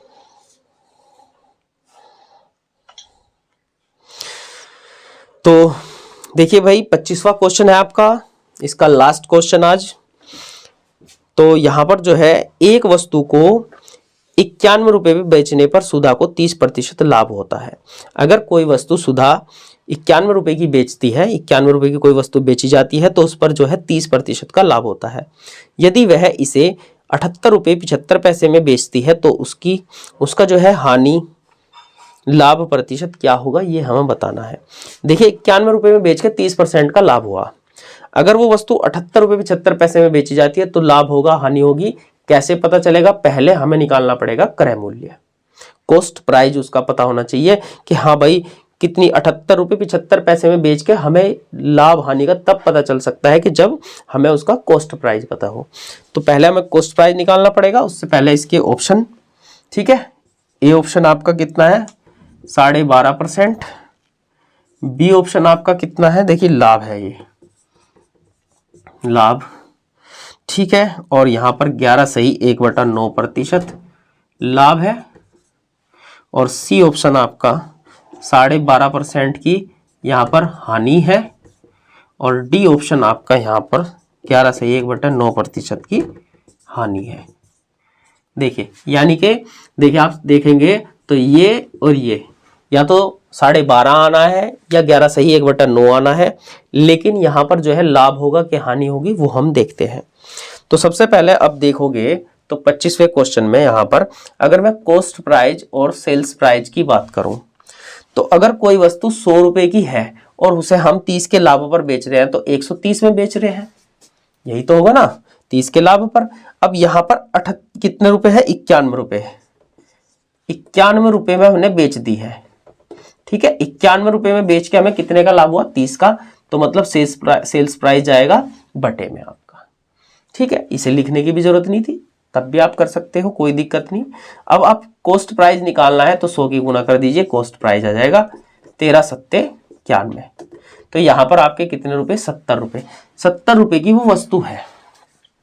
अगर वो वस्तु यहाँ पर सेल्स प्राइस वो दे रहा है, न्यू सेल्स प्राइस हमें कितने में बेच रही, 78 रुपए 75 पैसे में, तो हमें ये पता चलेगा कि यहाँ पर जो है 70 रुपए की वस्तु इतने में बेच के कितने का प्रॉफिट होगा, 8 रुपए 75 पैसे प्रतिशत प्रॉफिट।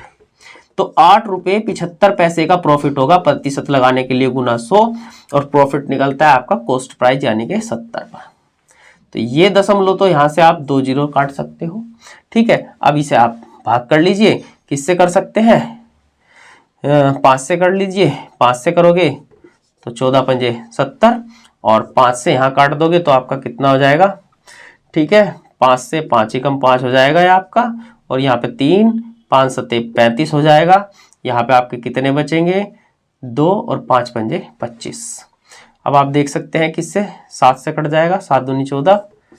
ठीक है, और 7 दूनी 14 और 7 पंजे 35, 25/2 और 25/2 का मतलब है 12.5% का लाभ यहाँ पर प्रॉफिट होगा। ठीक है, ये आप वैसे भी देख सकते थे, यहाँ पर आपको देखना 70 है तो बटे में 9 तो आएगा नहीं भाई किसी भी कीमत पे, तो ऑप्शन आपको यही लगा देना था, पहला ऑप्शन 12.5। ठीक है, तो भाई ये आपकी जो है एसएससी जीडी का जो आपका एग्जाम हो चुका है 2011 में, उसके सभी मैथ के क्वेश्चन थे। तो अगर जो है वीडियो आपको पसंद आती है तो लाइक शेयर कीजिए, कमेंट कीजिए, चैनल को सब्सक्राइब कीजिए। तो मिलते हैं नेक्स्ट वीडियो में।